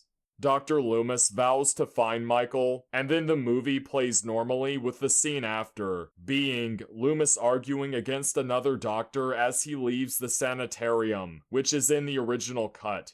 The next additional scene comes just after Laurie sees Michael disappear by the clothesline and talks to Annie on the phone. We get a scene of Laurie coming downstairs with a towel around her head, having just taken a shower. Jamie Lee Curtis had her hair cut short during filming, so they had to cover her head, and they imply she just took a shower for that reason. But if this was filmed around the same time as Halloween 2, why does she have longer hair in that film? Well, that's not her real hair. She was wearing a wig. The doorbell rings and Laurie goes to answer it, only for Linda to barge in. Linda has a conversation with Laurie about some guy following her. Michael. And asks Laurie if she can borrow her blouse. Then Laurie answers a call from Annie and talks about the mysterious man she saw outside of her window. The scene concludes with Laurie ending the call with Annie, Linda going upstairs to get the blouse, and Laurie looking out the window while singing the same song as she did, walking down the street in an earlier scene, the same scene from the original cut. Fun fact, the house they used as the interior for this scene was also used in A Nightmare on Elm Street, except this time it was the exterior. Between the original cut and the TV extended edition, I still prefer the original. The new scenes don't massively detract from the film, but I'd rather have Michael's motivations remain more ambiguous. Spoiler warning for Halloween 2, skip to this timestamp below, you know the deal. I don't think Carpenter, if he had the option again, would include the plot detail of Laurie being Michael's sister, and the motivation of him wanting to kill her for some Samhain ritual, which is hinted at in these TV reshoots. He didn't want to direct Halloween 2, but he was kind of forced into writing it alongside Deborah Hill. Look out for that in a future Halloween 2 review. What I mean is that Carpenter, if he had to make the choice on his own without producer interference, no offense to Irwin Yablans, I know he wanted another film, but Carpenter, not so much. I think Carpenter would not have contributed anything at all to the film, or even have it exist in the first place. If he had the choice, I'm sure it's more probable that he would have kept Halloween a standalone film, and not this stupid, Laurie is actually Michael's sister, and that's why he's trying to her explanation. I think this is supported by Carpenter's opinions about Halloween 2, and the circumstances around him writing it.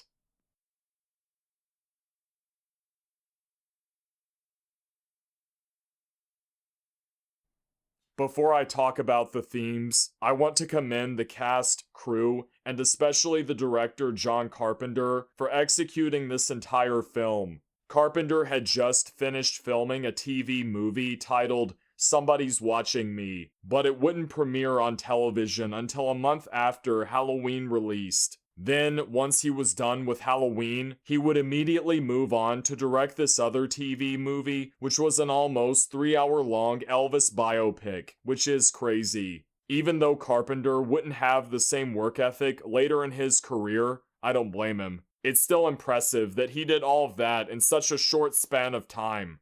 Back to Halloween. Even for a low budget film, a lot of these shots require more coordination than a decent number of amateur filmmakers today would be prepared for. If I had to film some of these scenes, I would be pretty stressed out. Well done, Carpenter and everybody, for pulling this film together, which would go on to be a horror classic.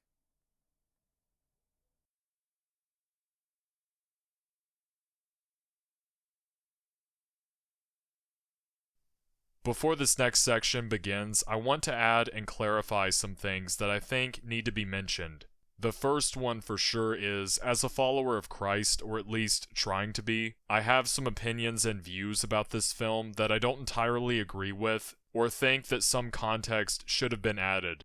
I really tried to keep my beliefs out of it and interpret the film based off of what I thought the creators were trying to convey, but I can sometimes disagree with the presentation or worldviews being communicated. So while I'm glad to have analyzed Halloween that way, I wish I would have included a section criticizing the more philosophical, if you could say, or even spiritual aspects of the media in question. I still plan on analyzing media in the future in the way that I have in this video, but I want to focus more on my personal objections or commentary from my own beliefs. At least, that's what I felt like was missing in post-production, and I'll try to include that in the outro section.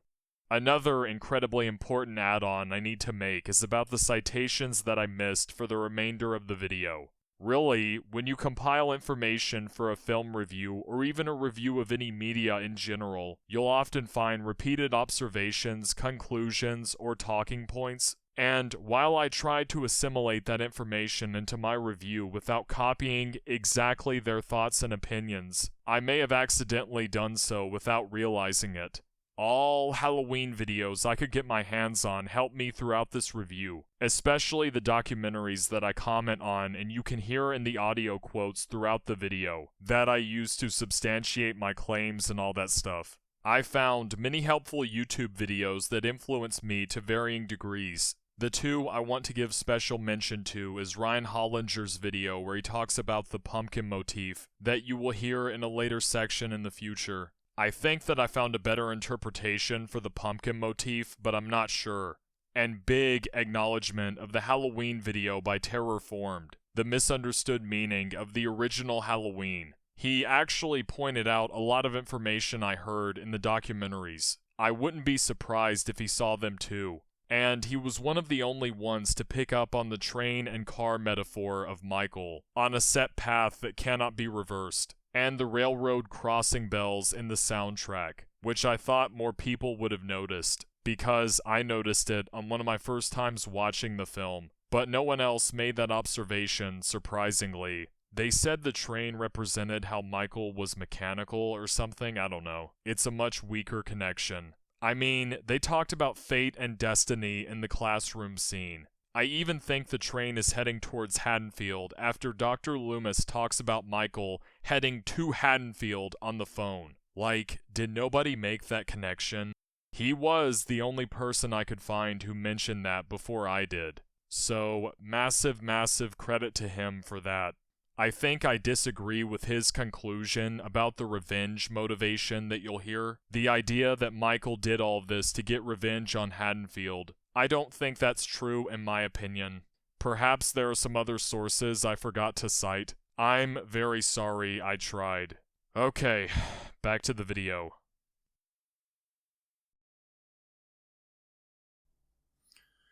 Well, we're halfway done now. All we have left is 30-something more pages to go. Roughly 2 hours of narration. I'm sure it'll go well.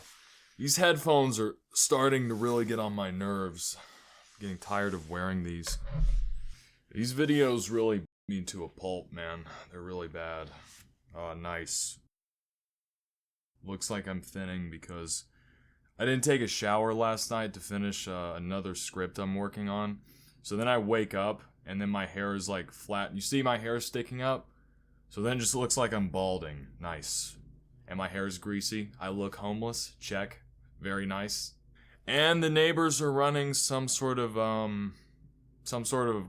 mowing equipment, I think. So it's gonna mess up the narration and have ambience in the background. So that's pretty cool. So yeah, guys, the whole video is really coming together. My whole YouTube career is going right on track.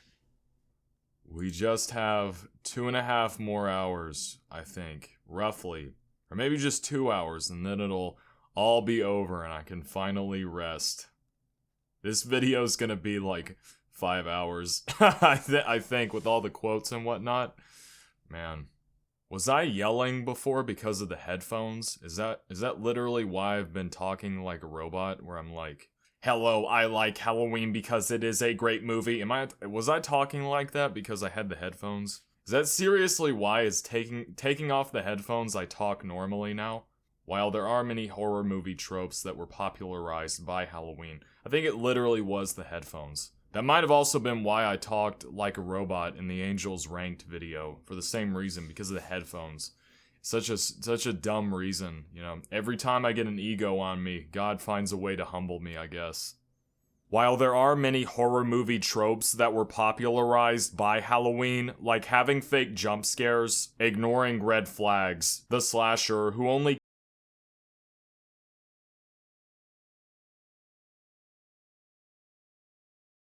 the seemingly unstoppable slasher, the appearing, then disappearing, no one believing the protagonist, the other characters thinking it's the protagonist's mind playing tricks on them, and lastly, the final girl, which I'll explain in detail more eventually. Most of the later horror films would only use these superficially. Also, I'm not saying Halloween invented any of these tropes, just that it popularized them. So don't go into the comments listing every film before Halloween that had them. If you're wondering why so many people revere Halloween in the ocean of slasher films, even amongst the iconic ones, it's for good reason. Halloween's strength was its simplicity. To quickly defend Deborah Hill's quote, as a rule of thumb, cliches should generally be avoided. But there are some cases where it can work in the film's favor. Number 1, because they're familiar, but number 2, because you can take a cliched setup, change the outcome, and subvert the audience's expectations. Which is what Halloween did. Like, for example, the reveal of the masked figure as an ordinary man instead of a hideous, deformed monster. There's constant build-up for scares or jump scares with disturbingly no delivery. I know I said that newer horror films don't do this, but it was also uncommon for horror films before Halloween. The only time this technique seemed to be popular was shortly after Halloween's success when horror films began trying to mimic it, or horror films who were genuinely inspired to use the technique throughout the 80s and 90s. In modern day, most horror films have stopped using that technique, unfortunately. Although there's still probably some obscure examples you could find, which gives me hope. Some other tropes are the seemingly helpless girl being but surprisingly fights back multiple times. The monster's reign of terror is brought to a close when they're at the end of the film, but he instead survives. Those are as many examples as I could list, but there's probably more. Halloween may have brought those cliches over from older horror films in terms of the setup, very important distinction, but it was oftentimes for the purpose of changing the outcomes and by extension subverting expectations, which ended up being simultaneously familiar and surprising for the audience. Whereas without those cliches to subvert, that reaction would have been absent.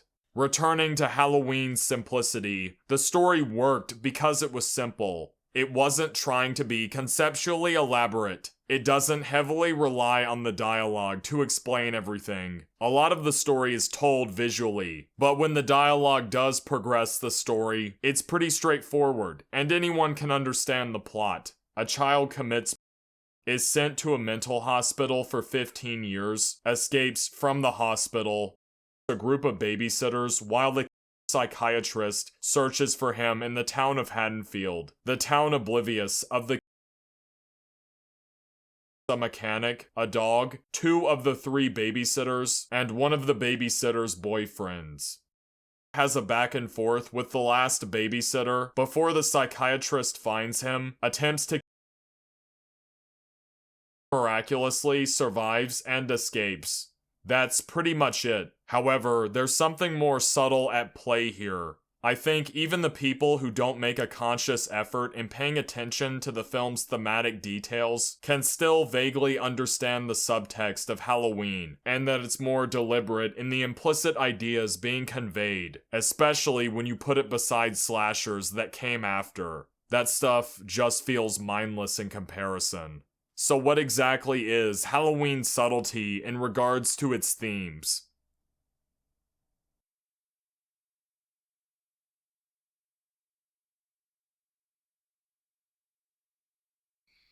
One of, if not the biggest misunderstandings people have always had about Halloween was that the teenage characters who were more promiscuous, that indulged in and rule-breaking altogether were as a warning sign for potentially younger, disobedient audience members that they could meet a similar fate. Or was the director trying to communicate a social criticism of the growing hedonistic culture at the time? Carpenter unintentionally popularized this trope more than any other horror film before Halloween, and ironically, that was never originally part of the narrative. This film does have a moral tale that I will discuss in a later section, but it wasn't. I'm personally someone who would not encourage that behavior at all. Christ is king. This is not some dog whistle. I don't even know if people actually believe that when they say that, or if they're just trying to plead ignorance to. But those weren't Carpenter's intentions, even though many people got that impression. The girls were not because they were distracted, or more specifically, they improperly prioritized their responsibilities. Regardless of your own opinion on teenage behavior, I think we can all agree that teenagers want to test the waters and experiment. They don't always make intelligent decisions that benefit them long term, but because they're at a young age crossing over to adulthood, they're curious about the world. I'm speaking from experience when I was a teenager. I don't know if this needs to be clarified, but when I say teenager, I'm obviously referring to 18 and 19-year-olds who are, as I said, crossing over to adulthood, not anyone underage below 18. Maybe that's not what Deborah Hill was referring to in the previous quote back in her day when they experimented at a much younger age. However, that's what I'm referencing to in this section. I would hope this doesn't apply to underage demographics in modern day, but with this new generation and how generally young people are when exposed to like myself when I was younger, I don't know for sure. Halloween shows that with Linda, Annie, Bob, and I guess Paul on the phone, if you want to count him. It may come as a great surprise to some that Carpenter actually intended for the rebellious and promiscuous teenage characters that were later, excluding Annie's boyfriend Paul, to represent normal teenage behavior. Laurie didn't survive because she was a and refrained from partaking in the same activities as the other characters, she survived because she was focused on her responsibilities and had more awareness in multiple ways. Judith was by Michael after she stopped watching him to thus relinquishing her responsibility. She was probably told by her parents to watch Michael while they were gone. Annie gets when trying to go pick up her boyfriend Paul, thus quitting her responsibility of babysitting, having Lori do it in her place. It's not to say that Annie deserved to be because she did that, but because she did that, it gave Michael the perfect opportunity to.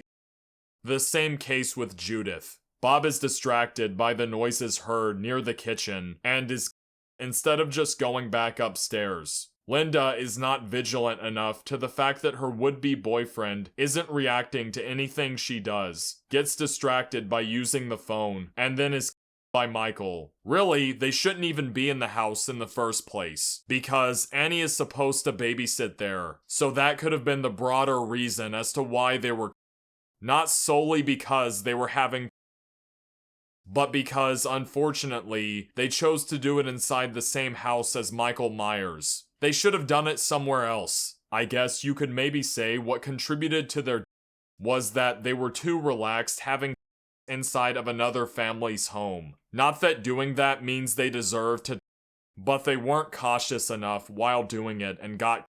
This rule even applies to Lori. She abandons her responsibilities of babysitting Tommy and Lindsay, goes over to Lindsay's house, where the danger is, and almost gets by Michael, barely surviving. This relates to the scenes as a whole. They weren't meant for people to gawk at, but more so to progress the plot and get characters from one place to another into more vulnerable positions.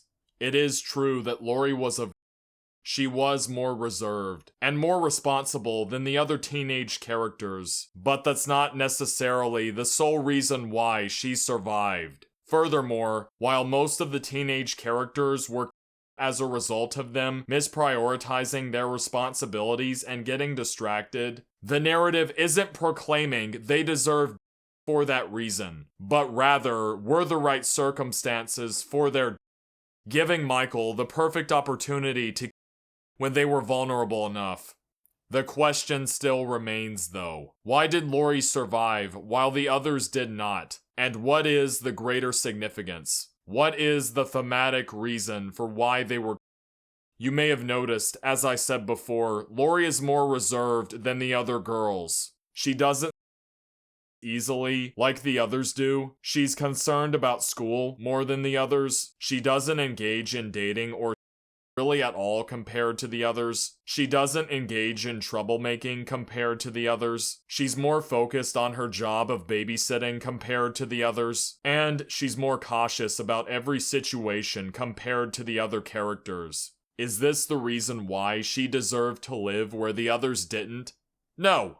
Lori is more aware and intelligent than her friends. You can see her intelligence on display when she easily answers a question in class about interpreting the author's intended message, and her quick-wittedness when she uses household appliances as against Michael. From her cautiousness, she's more observant of her surroundings and less talkative, which is something she has as a protagonist in common with the antagonist, Michael Myers. Another trait she has in common with Michael is throughout the film, Lori represses her. You can see this best when Annie asks her who she would want to take to the school dance. Lori tells her that she would want to take a guy named Ben Tramer. Later that night, Annie calls Lori to tell her that she told Ben Tramer Lori was interested in him. Lori then begs her to tell Ben that she was just messing around. And Annie agrees if she babysits Lindsay while she goes to pick up Paul, showing that Lori will go to extreme lengths to prevent any kind of romantic relationship.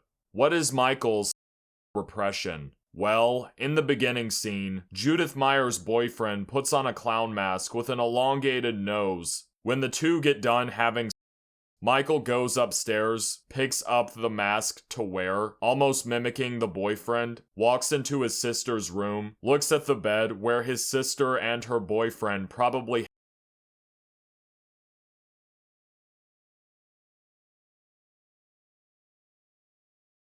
and even looks at his hand holding the his sister instead of focusing on her. More fascinated by the action of More fascinated with the act of than he is with her. You starting to see the connection? All of this to say that Michael's motives were more than likely that of he probably saw his sister and her boyfriend have before this, possibly multiple times. He's almost mimicking the boyfriend in a demented way, having that the boyfriend was wearing.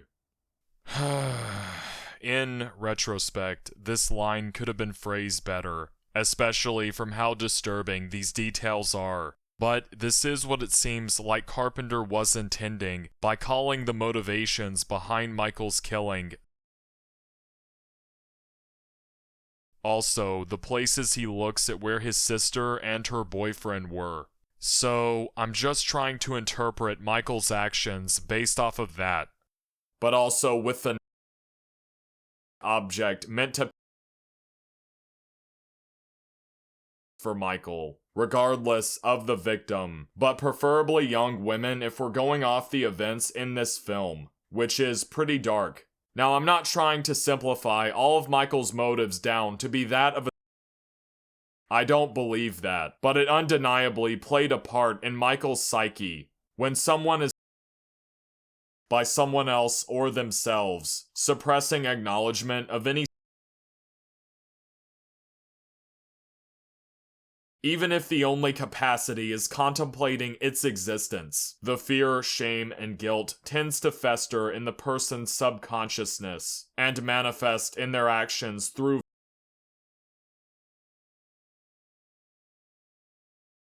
his sister and possibly the other cast members when he's older. Similarly, Laurie manifests in her actions when she defends herself against Michael with objects, turning the tables on the Laurie fighting back against the would popularize the final girl trope. Not that the film invented it, Black Christmas and the Texas Chainsaw had the final girl trope years before.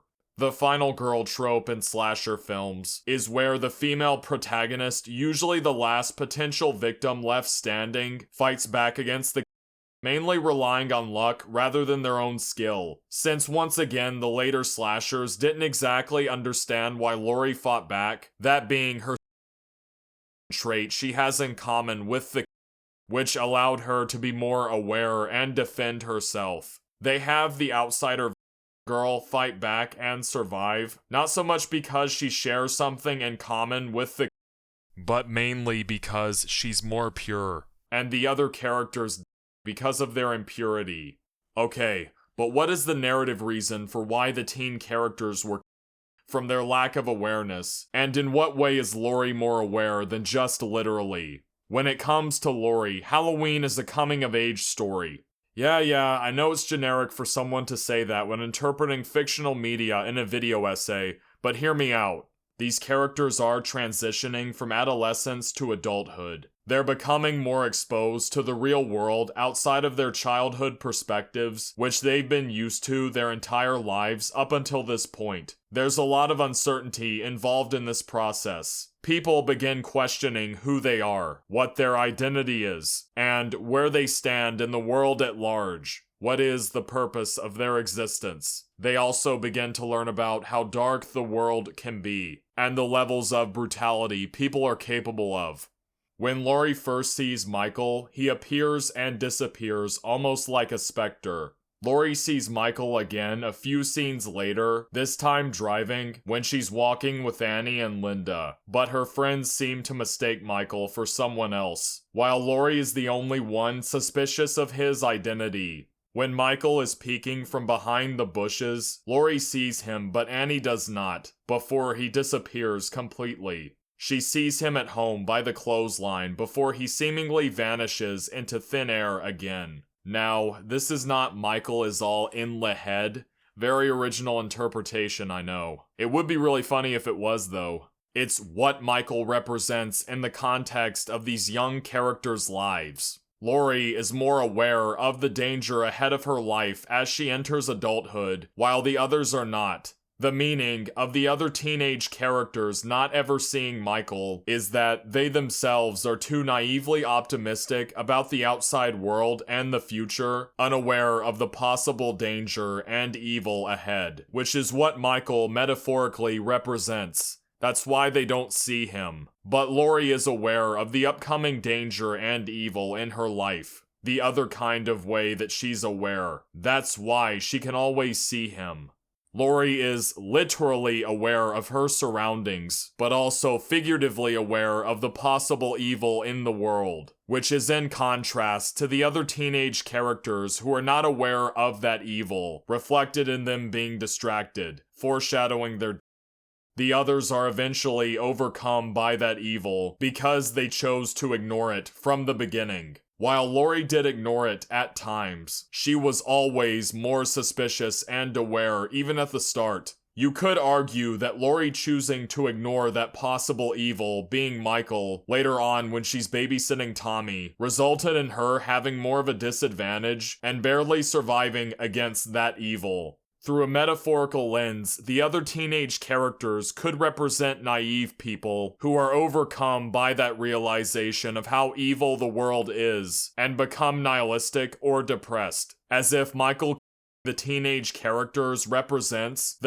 their enthusiasm for life as they become adults and the rise of apathy, or it could be viewed literally, like young naive people who are oblivious in their daily lives to the full extent of evil in society, are literally in the real world by malevolent people that take advantage of their good-willed ignorance, embodied through the teenage characters being overtaken and by Michael Myers, while Laurie survives because she has the awareness I just explained. It's a stretch, I admit, but still possible. When Laurie mistakes laughing trick-or-treaters for panicked crying and says the line, "I thought you outgrew superstition," it reflects how she's still aware of that existential evil in the world that people say is just superstition and couldn't possibly be real, like the boogeyman showing up to their small town and wreaking havoc on the residents. When Laurie wants to go over and check Lindsay's house after Annie, Bob, and Linda have been, she looks at Tommy and Lindsay, who are both sleeping, before going outside and crossing the street. This action symbolizes how Laurie is taking one last look at her childhood innocence as she enters adulthood before crossing over to the other side.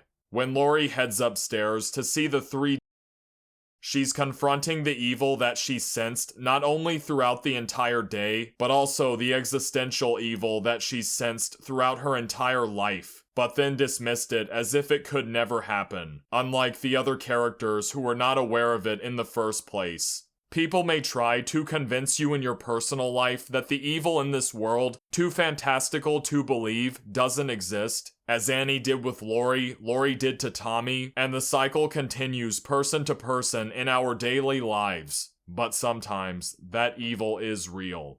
This can apply to anyone of any age, but certainly applies to those in adolescence transitioning to adulthood. Whether it be the boogeyman or existential dread beyond your own relative comprehension, there may come a day where you have to face what you always thought was just an urban legend invented to scare people, only something to be talked about by a campfire. Judging from those who face it and come out the other side like Laurie Strode, you will be changed forever.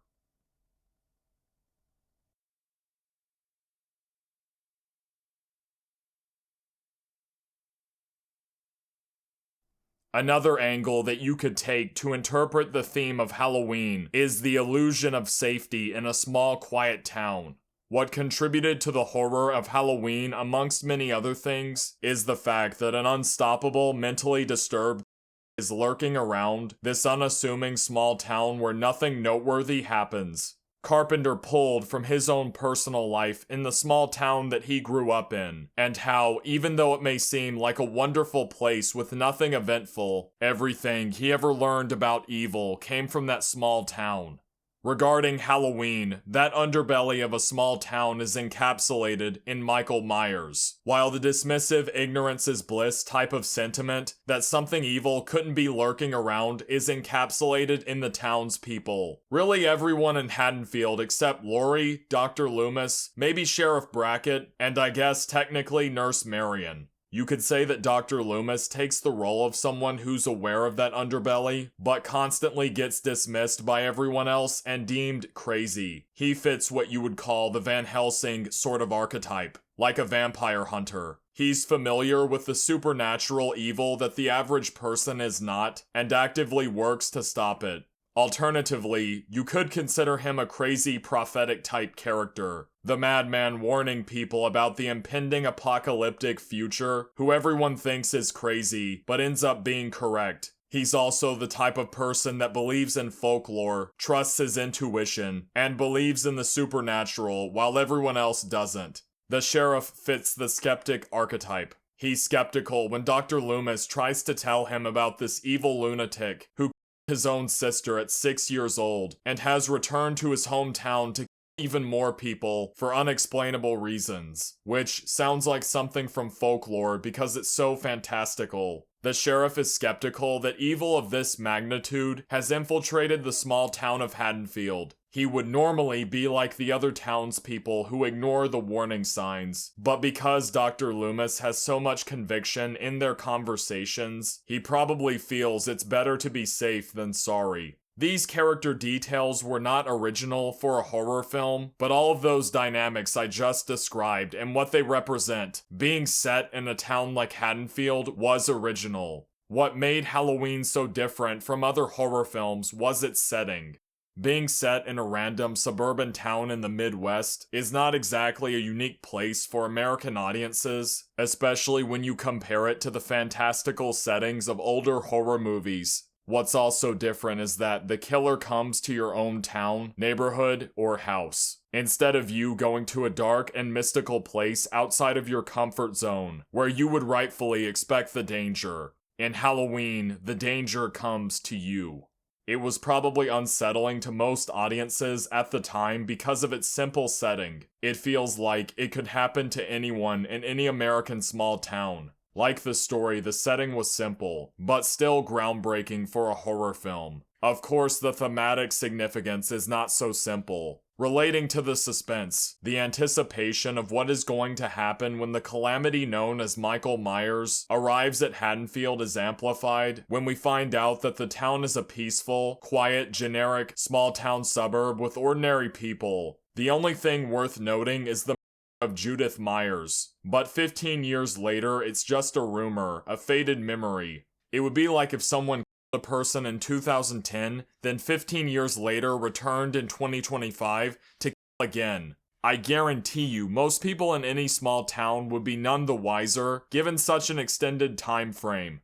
Michael's old, dilapidated house is now forgotten by most, only referred to as a haunted house by kids who are afraid to venture inside. Very relatable for every small town. They always have that spooky abandoned house that you shouldn't go towards because of what happened years ago.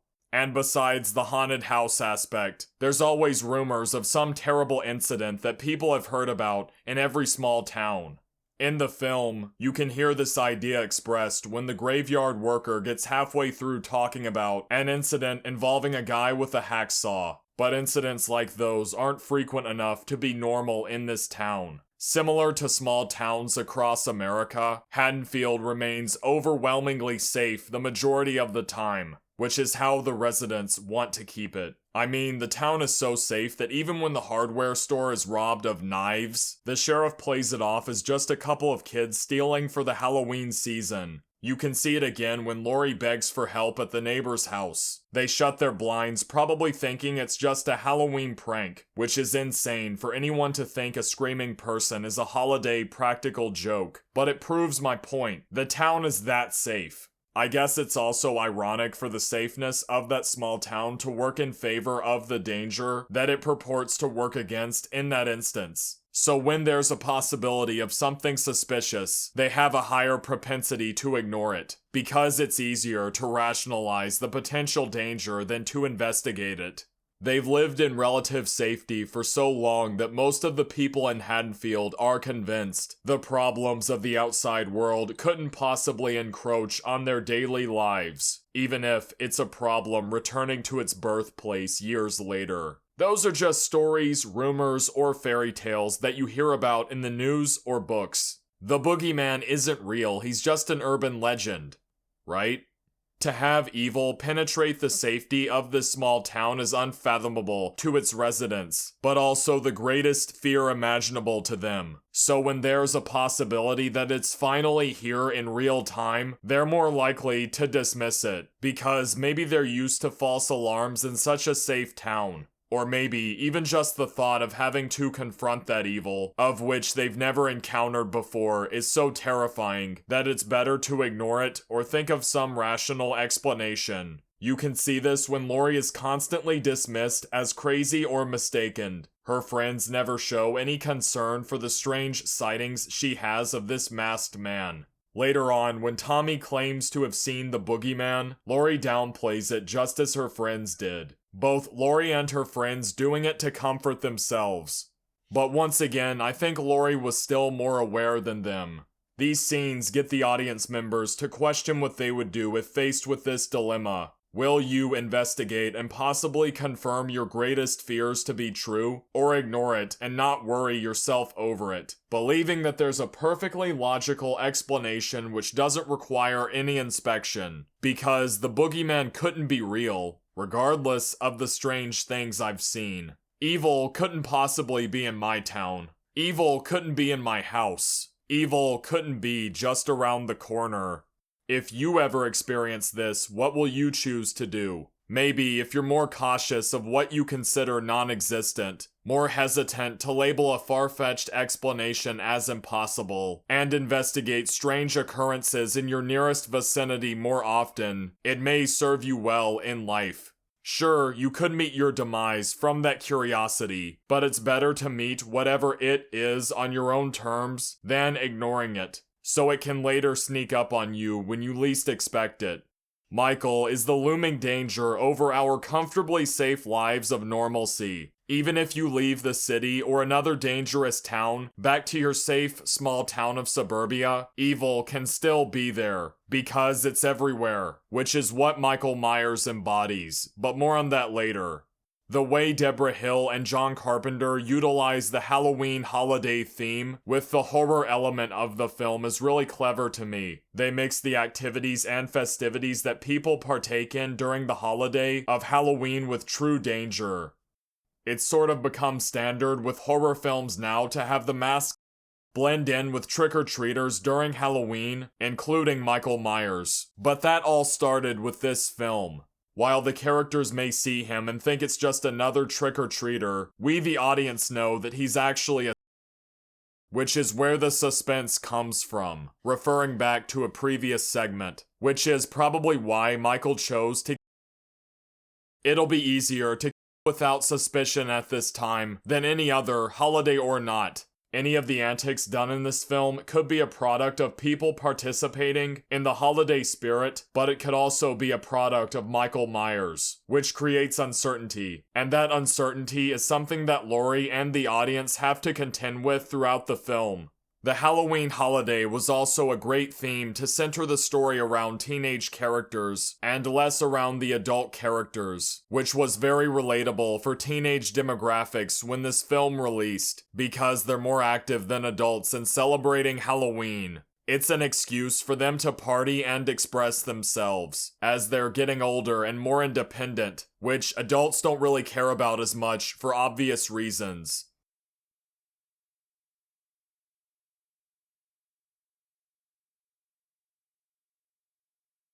There's a recurring motif of Michael appearing and disappearing, almost like some sort of ghostly apparition, oftentimes unbeknownst to the people he's watching. You've probably heard me mention this multiple times throughout the video, as you could interpret this as evil being everywhere, always present in the world, but I think a better motif would be the jack-o'-lantern and what it represents. Well, actually, most of the pumpkins in the film were squashes painted orange, since they were filming in the spring when pumpkins are not in season. Now, I don't mean the uncarved pumpkins, because Tommy and Lori both carry those, but are not killed, and at no point in the film are there dead bodies around any uncarved pumpkins. I'm specifically talking about carved jack-o'-lanterns. Anytime we see a jack-o'-lantern, it's either before someone is around it, when someone is about to be, or is at a house Michael will enter at a later time. Not to say there's a jack-o'-lantern around every single time those instances occur. You have Nurse Marion getting of the mechanic, which neither had any jack-o'-lanterns around. But it's more so that every single time there is a jack-o'-lantern around, they do coincidentally occur, and I don't think it's coincidental. I don't think it's a coincidence that every house which has a jack-o'-lantern on the porch has someone, while the house Lori's babysitting, Tommy's house, doesn't, and she's the only one who survives. There is a jack-o'-lantern on the inside, but she's the only one that doesn't put it on the porch, like the Myers house and Lindsay's house. You could also say that Lori carving the jack-o'-lantern allowed Michael to enter later on, but because she didn't put it on the porch, her and the kids weren't marked for, so to speak. Deborah Hill took inspiration from the Celtic holiday Samhain, which is where All Hallows Eve or Halloween originates from, signifying the end of harvest season and the beginning of winter. Although the Samhain theme doesn't nearly have as much importance in this as it does in the later installments. The Earth would in a sense rest as the new year dawns, and this holiday would be that transitional period. Every Samhain or Halloween, it was believed that the boundary between our world and the spiritual one would be at its weakest, so spirits could temporarily roam around the physical plane. In the context of the film, even though Michael just seems to coincidentally escape on Halloween, if he represents evil, the barrier could be so weak that it allows the evil spirit of Michael Myers to roam the physical plane. To protect themselves against any potentially spirits, the Celts would dress up in costumes to disguise themselves and blend in amongst the spirits. So the folklore goes. There's a brief history lesson on the origin of Halloween and its association with the supernatural, but the purpose of the jack-o'-lanterns during Samhain was to scare away any spirits. That's why people carve contorted faces into it. It's kind of ironic because in this case, the jack-o'-lanterns attract that spirit, which would be Michael. Now, with all of that background information, we come back to the original question. What does the jack-o'-lantern itself represent? Yeah, sure, it could represent us watching helplessly, whether it be from Michael's point of view or a nearby perspective, as he his victims, and we're unable to stop it or do anything about it, like a motionless jack-o'-lantern, just sitting there watching. I've heard that interpretation from people before. However, I think a far better meaning is our fascination with evil. During the opening, we see a jack-o'-lantern in the abyss, and as the credits appear on screen, we slowly zoom in onto the right eye until the light goes out. You may have noticed that the nose has a diagonal cut to the mouth, which I think was intentional. It makes the nose resemble a The right eye also looks very familiar. It resembles the silhouette of Michael's head from the side. Maybe the left eye is supposed to be shaped like the head of a victim, but I'm not completely sure. I agree that this could potentially represent how we see Michael people and are helpless to stop it, all of that stuff. Symbolized by the face vaguely resembling a freeze frame from a But I think there's something more to this than just that. As humans, we're often fascinated with scenarios about taboo or even forbidden subject matter, like this curiosity is what brings people to see a lot of horror movies to this day, and what I think the jack-o'-lantern symbolizes is that fascination. Not the awareness of it as I spoke about earlier, awareness of that evil, but the fascination with, or even infatuation of it. People can be morbidly curious with the horrors inflicted on others, like they are seeing a bright jack-o'-lantern in the darkness, an incredibly interesting topic shrouded in fear and the unknown. A jack-o'-lantern with enchanting light surrounded by darkness, discouraged by the rest of society for good reason. That's why in this film, jack-o'-lanterns are always near in some capacity, and regardless of what can be gleaned, what you can interpret from these, one thing is for certain, and that is the symbolized by the jack-o'-lantern's candlelight flickering out.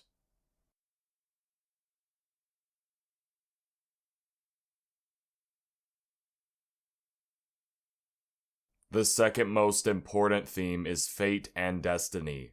If any of you have heard what the teacher said in the classroom scene about fate, you probably wondered what the significance was. I would play the clip, but her voice is drowned out by the music, and you can't exactly hear what she's saying clearly, so I'll read the quote.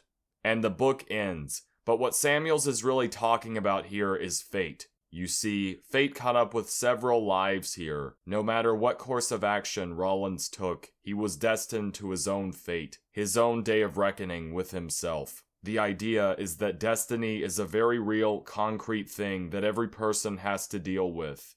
This reflects the characters, whether it be Dr. Loomis, Annie, Linda, Bob, or Lori. Fate caught up with several lives here. No matter what course of action they took, they were destined to their own fate, their own day of reckoning. With Lori, a day of reckoning with herself, calling back to the theme. The idea is that destiny is a very real concept that everyone has to deal with. As you can see in the film, it was their destiny to encounter Michael Myers on Halloween night, with varying outcomes. It was also destined for Michael to again for seemingly no reason, just as he did on that infamous Halloween night of 1963. It was his fate. You can see the visual metaphor of this with the train, in the scene where Dr. Loomis finds the abandoned truck, and the car Michael is in following behind Annie and Lori. The train is now in motion. It cannot be reversed from reaching its destination of Haddonfield, and the events that follow, whatever they may be.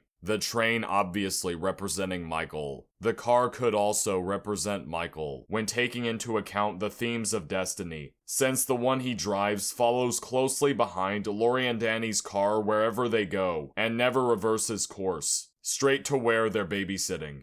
Shout out to Terrorform for being one of the only ones to notice that.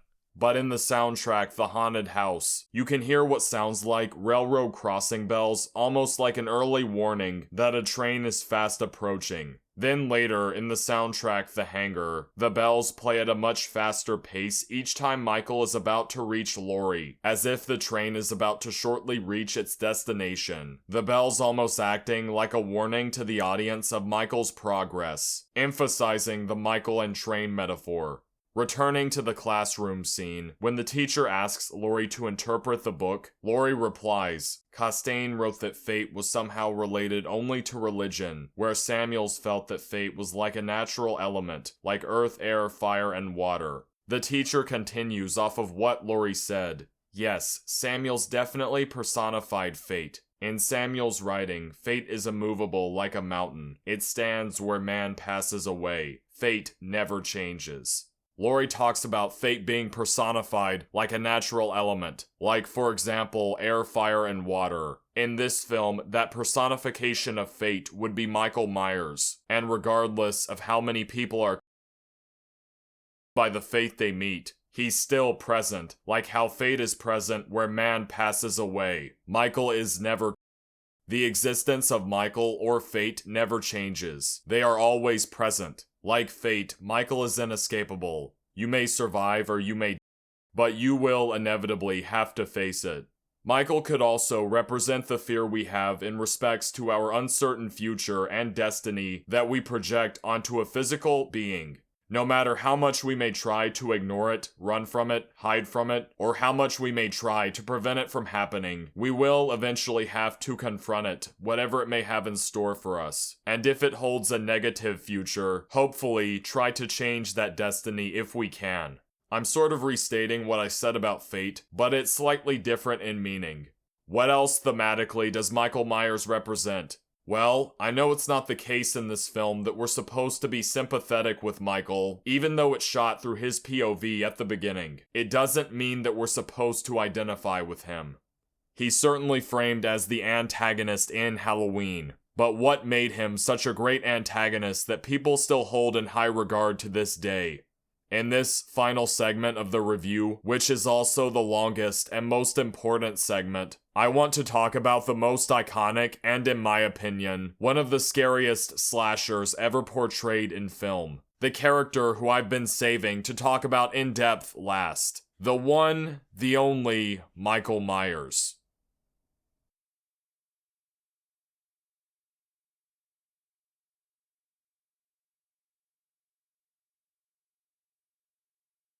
I saw another content creator who I shall not name have this superficial interpretation of Halloween and claim that the horror comes from white people being afraid of mentally ill people, which is a simplistic understanding of why Halloween is scary and why Michael Myers is so scary. It is true that the small town and white suburbia aspect contributed to the horror of the film's circumstances. This psychopathic killer in this defenseless and oblivious town, and the town is like that from its safety, which you could say is a byproduct of white privilege or whatever, but I think even if you put him in a place like the inner city or the undeveloped wilderness, he would still be a terrifying force to be reckoned with. The dynamic between Michael and Haddonfield that I just talked about is not the primary reason for why Michael is scary. It's his actions, motivations, and what he represents as a whole.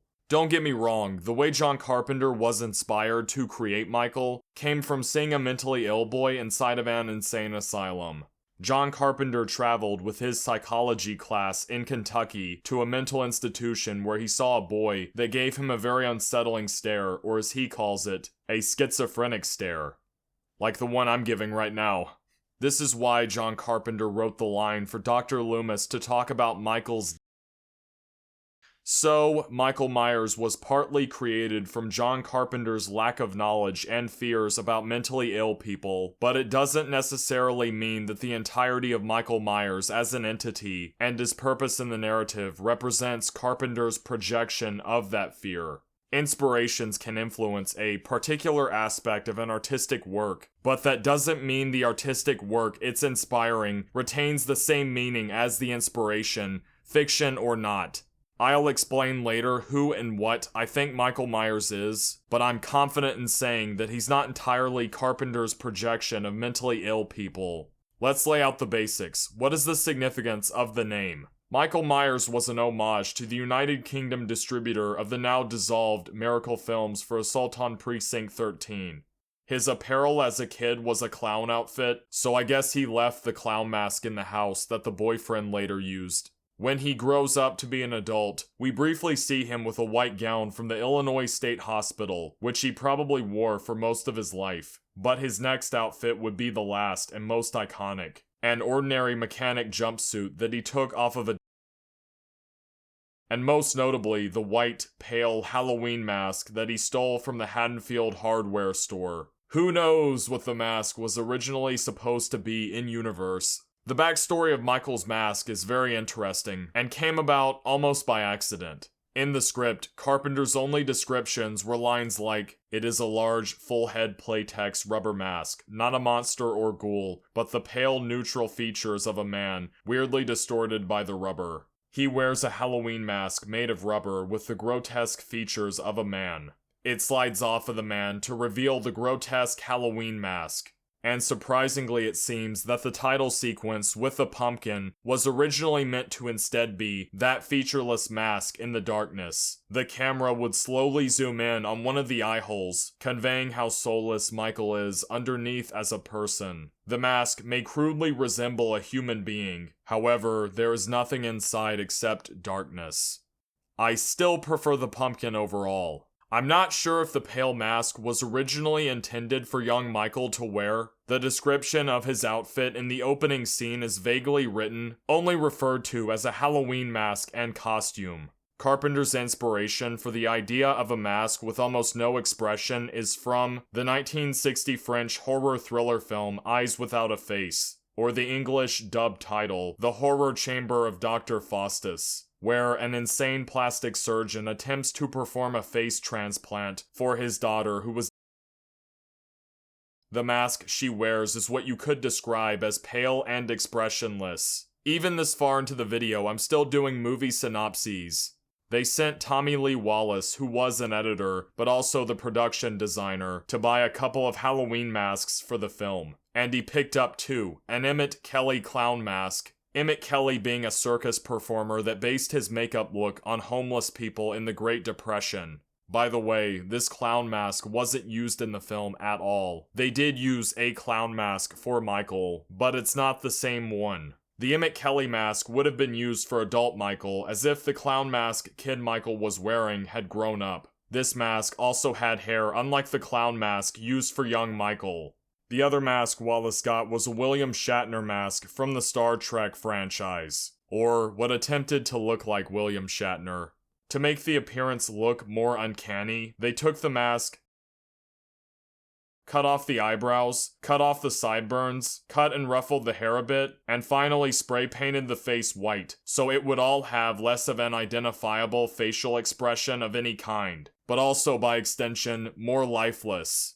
The result of their efforts was this pale, expressionless face, which was extremely unsettling to look at. Why? Because you read into the mask whatever kind of evil you're thinking of. It's not exaggerated enough in its features to communicate what its intentions are, or what it represents from a cultural standpoint. Like, the mask of a could suggest a malicious nature, because culturally that's what represent. The mask of a ghost could suggest a supernatural nature transcending death, because culturally that's what ghosts represent. A witch mask could suggest a mischievous nature, because culturally that's what witches represent, etc. But with this mask, it's just a pale face with no expression. So there's not really a strong interpretation that most people can agree upon, unlike the other examples. You interpret whatever the meaning is from the look or lack thereof.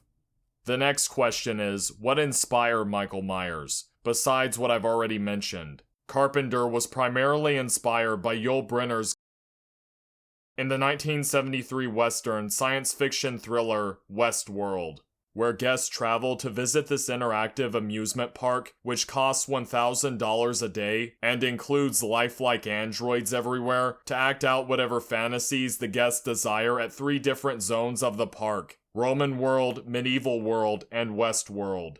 Hey, that's the title of the film. But soon everything begins to malfunction and mayhem ensues. Really, Westworld was an inspiration for the first 3 Halloween films as a whole, or the original trilogy as some call it. The was particularly ruthless. Anyone who got in his way and would never seem to, even after he went through so much punishment. His character having these glowing eyes are very intimidating as well. It makes him look otherworldly, like he's so powerful his eyes can't help but be an ocular representation of that power. I think that's what inspired Carpenter to write in the script when describing Michael, behind the mask are 2 burning eyes. Even though this is not in the film, Michael never possesses the same glowing eyes unless the line was meant to be figurative. It's still a cool detail. The obvious difference between the 2 characters, however, is that the is an android. I'm certain Carpenter pulled from earlier slashers for inspiration, like, obviously, the Billy from 1974's Black Christmas, Leatherface from 1974's The Texas Chainsaw, which Leatherface's mask probably inspired Michael's mask now that I think about it. Mark Lewis from 1960's and Norman Bates from 1960's Psycho, but I also think of the killer from 1972's Silent Night, which I believe was an inspiration for Black Christmas, by the way. The escaped lunatic from 1972's Tales from the Crypt, the from 1973's Torso, the Phantom from 1976's The Town That Dreaded Sundown. The way Michael elusively moves throughout the film is extremely similar to the in 1964's In Black Lace. This scene with the flashing lights is very reminiscent of Michael by the Clothesline. Also, and Black Lace inspired Halloween in general more than people give it credit. The from 1971's Bay of the shadowy figure from 1977's Suspiria. You could find connections between Michael Myers and Max Cady from 1962's Cape Fear, even the shark from 1975's Jaws to a certain extent. Out of all of them though, I would be hard-pressed not to mention the 1951 science fiction horror film The Thing from Another World, because it's literally being played on the TV in Halloween. Which is ironic, because Carpenter would go on to direct the popular remake that most people would remember over the original. The Thing from Another World is about a United States Air Force crew and a group of scientists who find, frozen in the Arctic ice, a crashed flying saucer and a humanoid body nearby. Returning to their remote Arctic research outpost with the still in a block of ice, they are forced to defend themselves against the still alive and malevolent plant-based alien when it's accidentally thawed out. Carpenter was a big fan of this film, and I think the Thing creature inspired Michael Myers as well, especially the trait the Thing had of being seemingly invincible. You could interpret them choosing to play the film on TV as a representation of how Tommy views the boogeyman, something unstoppable. I didn't expect this next part to be super long when it's not really integral to this section, but it's still semi-interesting, so skip to the timestamp below if you get bored. Okay, here we go. The other film that plays on TV is the 1956 science fiction classic Forbidden Planet, where a starship crew in the 23rd century travel to investigate why they haven't been receiving communications from a distant planet named Ulterior 4. There, they find 2 human survivors, a robot, and power beyond anything devised by humanity. Major spoilers for Forbidden Planet incoming. Skip to the same timestamp below from earlier, again. I promise this is important to the significance of Halloween playing the film on TV. The power found on Ulterior 4 is from an extinct alien species called the Krell. They developed technology that would enhance their intellect and create anything from mere thought. What the Krell didn't account for was the dangerous potential of thoughts from their id. The term id referring to Sigmund Freud's model of the human psyche, comprising the id, which is the primitive and instinctive aspect of someone's personality, residing entirely in the unconscious mind that contains all of our urges, impulses, and desires. The second is the ego, which is the awareness of your personality, develops from the id, and serves to satisfy the id's desires in realistic and socially appropriate ways, weighing the benefits and costs before coming to a decision. The final one is the superego, the aspect of the human psyche which provides moral standards that you learn from your parents and society. The superego is more self-reflective and serves as the voice of your conscience, unlike the id, which is more so based on impulse. The ego acts as a mediator between the id and the superego, trying to decide which option would be best suitable for the person's needs. The word subconscious is used interchangeably with the word unconscious in this film. Subconscious as a noun, and also the adjective really. There's not much of a difference besides the grammatical distinction. Means below your consciousness that you're not directly aware of, while unconscious as a noun means the part of the mind inaccessible to the conscious mind, not the adjective unconscious like someone being. I've been using unconscious because it's the more popular and preferred term in psychoanalysis.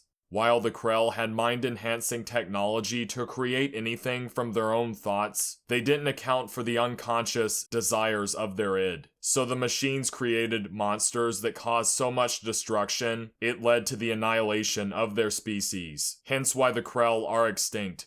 This reveal also explains the everyone throughout the film. Specifically, it's a result of the character Dr. Morbius using the Krell machines to unknowingly create a manifestation of his id, the monster.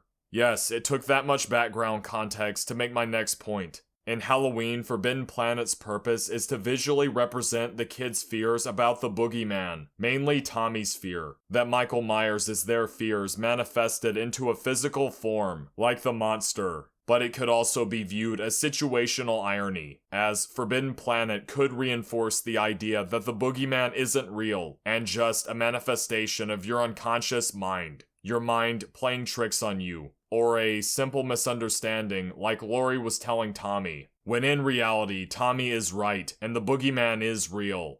Sorry for so much information out of left field just for the payoff of why Forbidden Planet is in Halloween, but I didn't know where else to put this section. It's my hypothesis that Carpenter took the many slashers he was inspired by and combined them with the many conventional monsters from classic horror films that he was inspired by, along with a slight touch of all to create Michael Myers. Think about it. Most slasher films before this chose not to reveal the identity until the end and would typically have a shocking twist on who they were. Thank God films like Texas Chainsaw ended that trend. Oftentimes filmmakers would try to subvert expectations by having the be a woman, since it's not someone who you would expect to overpower grown men, even though they would use male stunt doubles. But then they did it so much that it ironically became a cliche. This twist was present in numerous mysteries and especially giallo films. Giallo films, which were Italian mysteries, dominated back then. Until around Halloween, of course. The word giallo in Italian translates to yellow, and is derived from a series of mystery pulp novels, which were cheaply produced fictional books titled Giallo Mondadori, that was later used to colloquially refer to films with similar themes. The only kind of slashers that didn't hide the identity were really films, but because it appealed to such a small niche at the time, those films weren't as well shot, written, funded, or popular. There was barely a supernatural or fantastical element in these films too. Unless the slasher was in a haunted house or something, they were usually very grounded in reality and the was almost always human.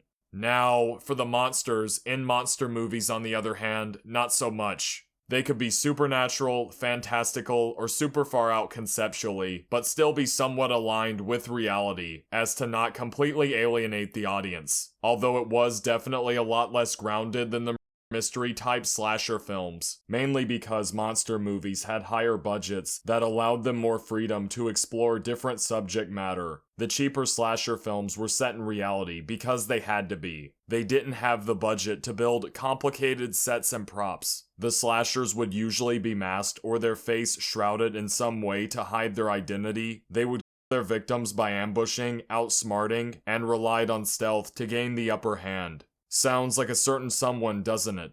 Monsters would mostly use brute force in an altercation because they were monsters. They weren't nearly as intelligent as the slashers, but they were so strong that they didn't need to surprise their victims. And sometimes conventional didn't work on them, especially in science fiction monster movies. No matter how much damage was inflicted on the monster, and no matter how many times you'd think it was finally it would still survive and continue to cause destruction. Sound familiar? Carpenter also chose to give Michael supernatural attributes. I think the inspiration is probably as simple as phantoms from classic horror films. Michael feels like a ghostly apparition, the way he easily travels between locations without running, at least on screen, the way he quietly walks around his victims, careful enough not to alert them, except maybe the time where he nudged the pot. The way he blends in and hides within the background of scenes, to the point where it feels like he could appear out of any darkened alcove, entrance, or corner in the room, out from the darkness. That's why he's called The Shape, as you can see listed in the credits, amongst other titles like Boogeyman, The Evil, and It. He becomes something more than just a man, no longer human, but a silhouette in the background. The outline of a man whose presence is so pervasive that he could appear from anywhere in the scene. It makes you question whether he's real or entirely metaphorical. From how extraordinary all of Michael's actions are, accompanied by extraordinary strength and phenomenal endurance, or you could say toughness when faced with damage. It makes you wonder whether he's just a crazy or something more, assisted by everything Dr. Loomis says and how Michael never seems to a supernatural quality that earns him the title of The Shape. The name also, interestingly, has a connection with the real-life Salem witch trials. They would sometimes refer to the harmful spirit in question as the Shape, which in the context of this film reinforces that Michael Myers is an evil spirit. Besides that, the name could refer to Michael being seen as a shape in the crowd. Since he wears a mask and an unremarkable jumpsuit on Halloween, he blends in with trick-or-treaters walking around Haddonfield. The build of Michael Myers is also average height and average male body type, which is extremely lethal for stealth as he's less likely to stick out in a crowd. All of these elements combined into this antagonist figure really set a new standard for future slashers, especially in the 80s. Yeah, Leatherface, Billy, and the rest of the previous slashers I've already mentioned paved the groundwork, but they didn't define an era like Halloween and Michael Myers did. The next segment has major spoilers for Black Christmas, the Texas Chainsaw. Skip to the timestamp below. If you think that Halloween is overrated, then fine, but don't try to discredit what the film did for the horror genre just because you don't like it. I think Black Christmas is underrated in its influence on horror too, but it didn't actually establish the slasher tropes Halloween is known for before Halloween released. They merely copied Black Christmas. No, they didn't! Even though it was a misunderstanding, it still became a trope from Halloween. The unstoppable non-monster who could possibly be supernatural trope came from Halloween. The seemingly having no motivation, including mental illness for those who want to bring up Billy, came from Halloween. It's such a reductive statement as well, because while they're both similar, there are minor differences that separate them. Silent Night, the slasher 2 years before Black Christmas in 1972. Does that mean Black Christmas copied that movie? No, they're similar, and maybe Black Christmas was inspired by Silent Night, but that doesn't mean it copied it. Take the final girl trope with the Texas Chainsaw and Black Christmas. Yeah, they both had the final girl trope before Halloween, but in Texas Chainsaw, like, when it comes to turning the tables on the and fighting back aspect, that doesn't happen as much. Sorry for having to record all of this in post. I have no clue what happened to this section of the script. I thought that it was here somewhere, maybe I recorded it later on, but then when I went through all of the audio, I could not find it anywhere, so I'm having to do it in post. Very sorry. Alright, back to the video, bye! The protagonist, Sally, escapes by jumping out of the window. She runs away while being then runs out onto the middle of the highway. The hitchhiker guy. Then Sally and the trucker struggle with Leatherface, but it's not Sally fighting back, it's the trucker. She finally escapes from Leatherface in the back of a pickup truck. You could say, in a sense, that she turned the tables by leading the hitchhiker guy and got the attention of the trucker to Leatherface, but it feels more coincidental, like Sally unintentionally contributed to the demise. If you're going off of the criteria set up by books like Men, Women, and Chainsaws, Gender in the Modern Horror Film by Carol J. Clover, it's still an early example of the final girl trope. The criteria being the terrible place that has a history of evil, a group of victims that trespass on the domain, the caskets one by one, the women are given longer and more, and the final girl, where the last remaining is mainly due to luck rather than skill. With this criteria, Texas Chainsaw probably influenced more films when it comes to trespassing on the domain part, but I still think the final girl trope was popularized by Halloween, because Sally doesn't fight back like Laurie does. Sure, Laurie more so relied on luck than skill in surviving Michael, like the final girl trope criteria outlines, but she resourcefully fought back against her multiple times that most female protagonists in slasher movies had not done up until that point. Jess from Black Christmas is the other earliest example of the final girl. She directly fights back against her at the end, supposedly. Even then, the guy she does is off screen. But does she really? I mean, yeah, she does fight back, with her slamming the door on the confirmed before, but it's heavily implied later on that she doesn't the actual guy, Billy, who was calling on the phone, to the point where you have people debating to this day. Well, unless you reference back to the quote I had earlier. Not to say that disqualifies her as a final girl, it's just a difference from Halloween. To be fair though, Laurie didn't Michael by the end either, but he was superhuman unlike Billy, and the struggle between the two is far longer than in Black Christmas. What I'm trying to say is that the final girl trope as we know it, that has evolved to modern horror films, came from Halloween. There are early examples of the final girl trope before Halloween, but there's a reason why everyone started having the trope more frequently after Halloween. Laurie fights back and has a struggle with her for like 10 minutes.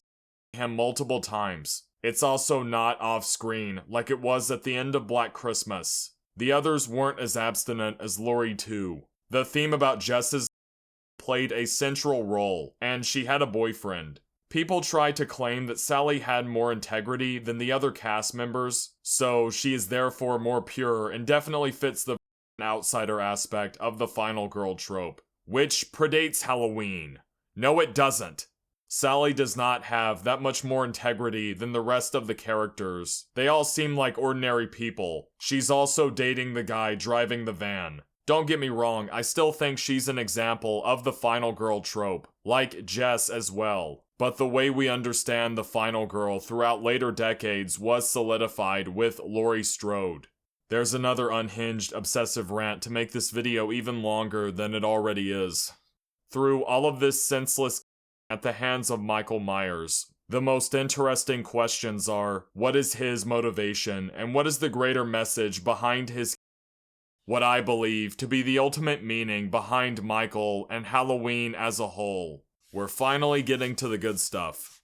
It was so crazy back then in cinema for a child at the age of 6 years old no less to kill another person unless the child might not be entirely human like Village of the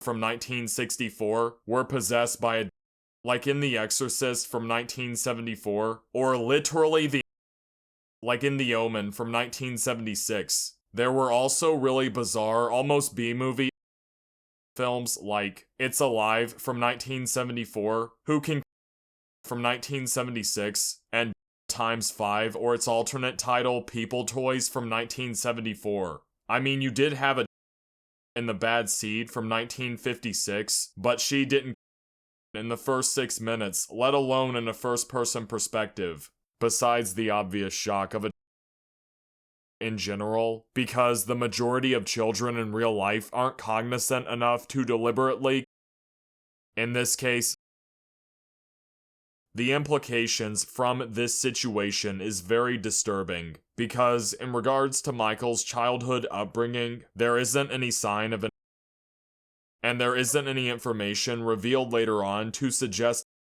unless you want to hardcore speculate that it happened off screen and was never revealed. He then spent 15 years in a mental institution, not saying a word and staring at a wall, possibly catatonic. Somehow broke out of that mental institution at the age of 21 before he would have been tried in court as an adult. Forced all of the patients out of their rooms as a distraction, which is ingenious.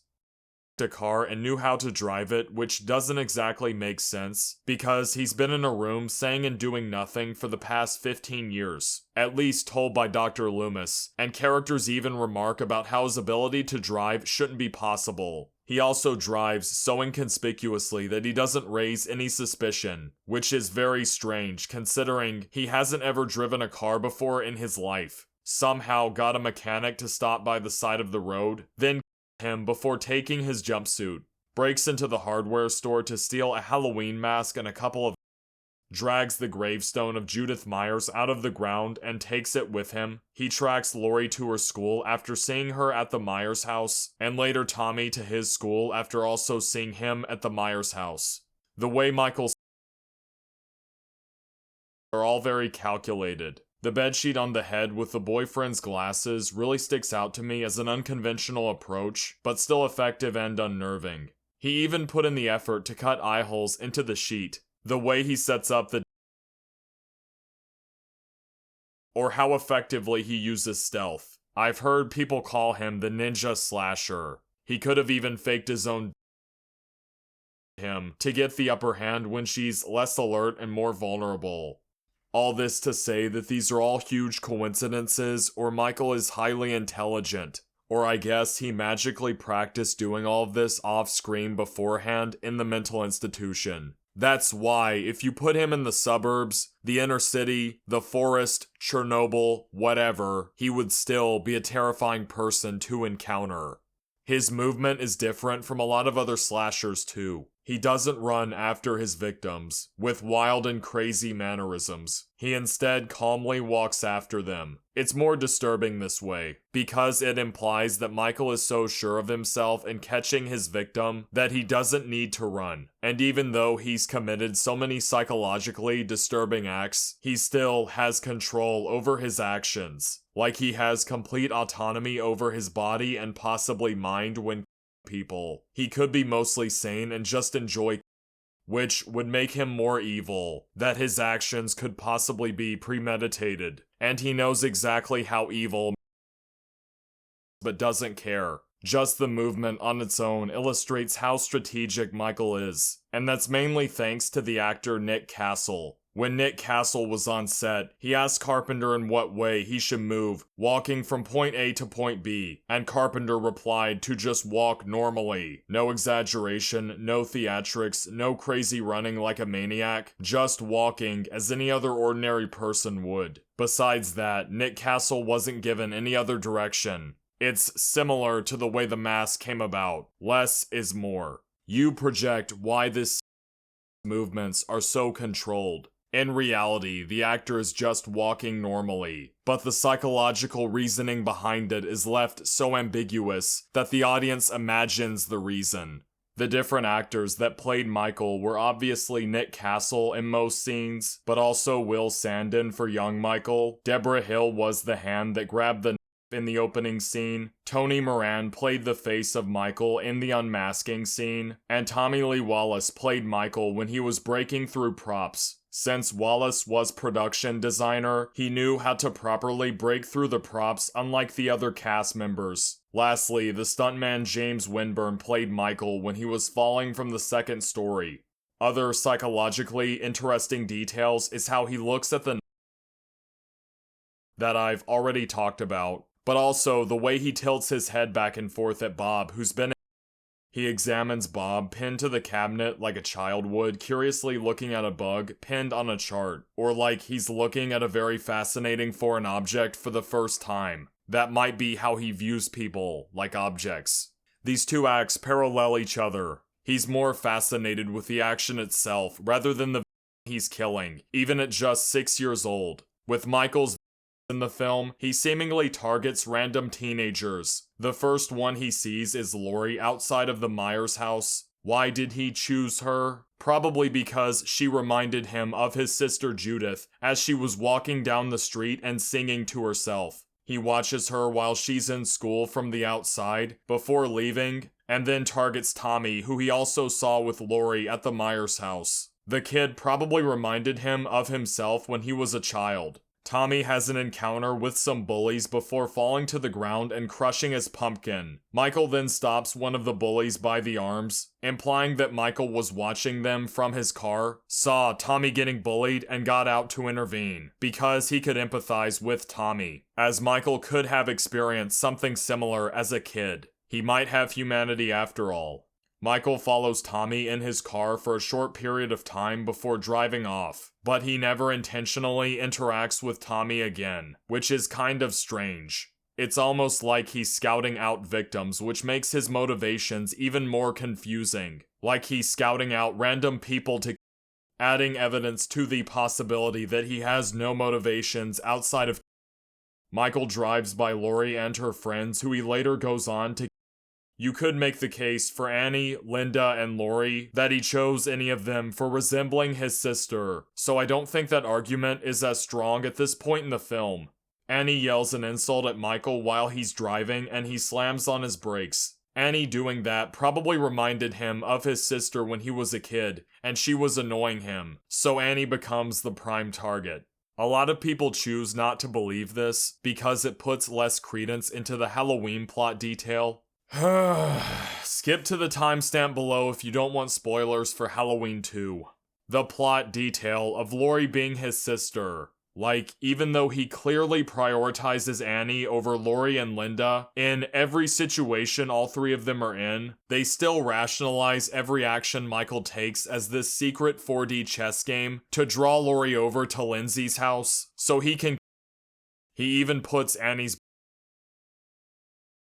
showing that she had the most importance. Relating back to earlier themes about how Lori and Michael are similar, it's possible that he left Lori alone for most of the film because she was the most similar to him, calling back to the and Lori being a watcher like Michael is. He watches Annie from behind the bushes, but Lori is also there, so you could still argue that he has placed more importance on Lori. He watches Lori from the clotheslines, so it feels like he still has a primary interest in her. Annie picks up Lori in her car, but Michael follows behind them, so he could either be interested in Lori or Annie. He follows them up to their houses, but focuses on Annie. She is now the main target. Then he spends the next 16 minutes.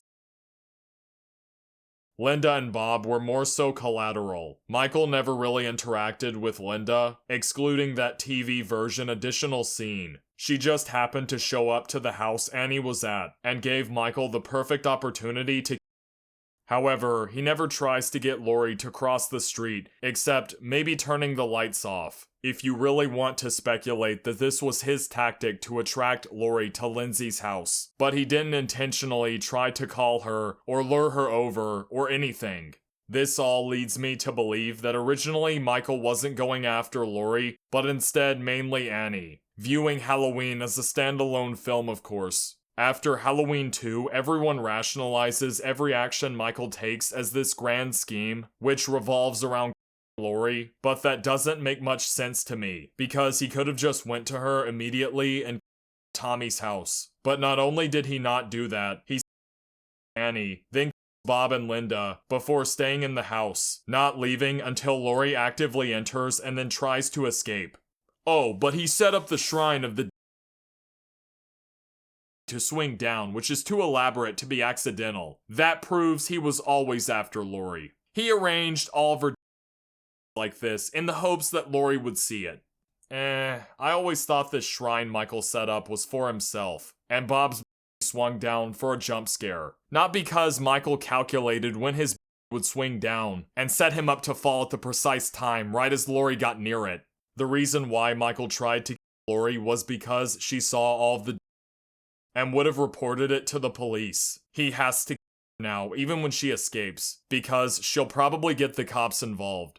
Also, Carpenter never intended for Halloween 2 to be made, but I've already spoken enough about that. Okay then, why did Michael Lori and Tommy in the earlier scenes then, huh? I think Michael saw himself in both of them and decided to spare them, until Lori saw what Michael did. And now he has to Lori in the beginning because she looked like his sister, then spared her because she reminded him of himself. But I admit at the end he could have gone after Lori so aggressively, partially because she looked like his sister, the same reason why he her in the first place. But I still think the main reason was because she was a witness to his crimes. That's the best I could come up with.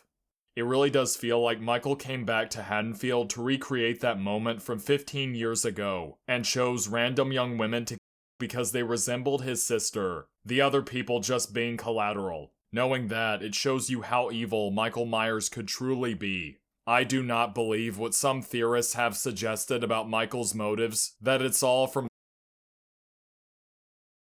Not to say there isn't some truth to that, as I explained in the thematic section, but to say that his mode of operating, or modus operandi, is entirely just feels like nonsense to me. Michael does seem to somewhat have a. He watches his sister and her boyfriend make out. He looks at where his sister and her boyfriend were making out on the couch. He looks at where his sister and her boyfriend had.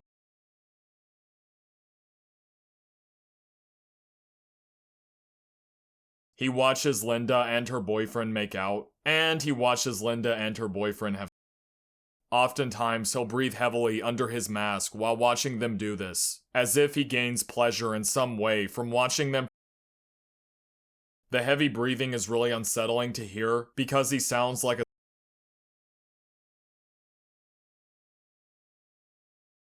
I, however, don't think it's sufficient enough evidence to conclude Michael is just a. Especially when thinking about the theme of Michael being pure evil. The psychology behind Michael has been a highly contested topic. Michael could be psychotic, possibly schizophrenia. The novel adaptation pretty clearly illustrates that he has schizophrenia, but I'm not including that, just focusing on the film. He may be seeing and or hearing hallucinations and be delusional about reality this entire time. Michael seemed catatonic for 15 years, not moving or saying anything, which would substantiate the schizophrenia claim.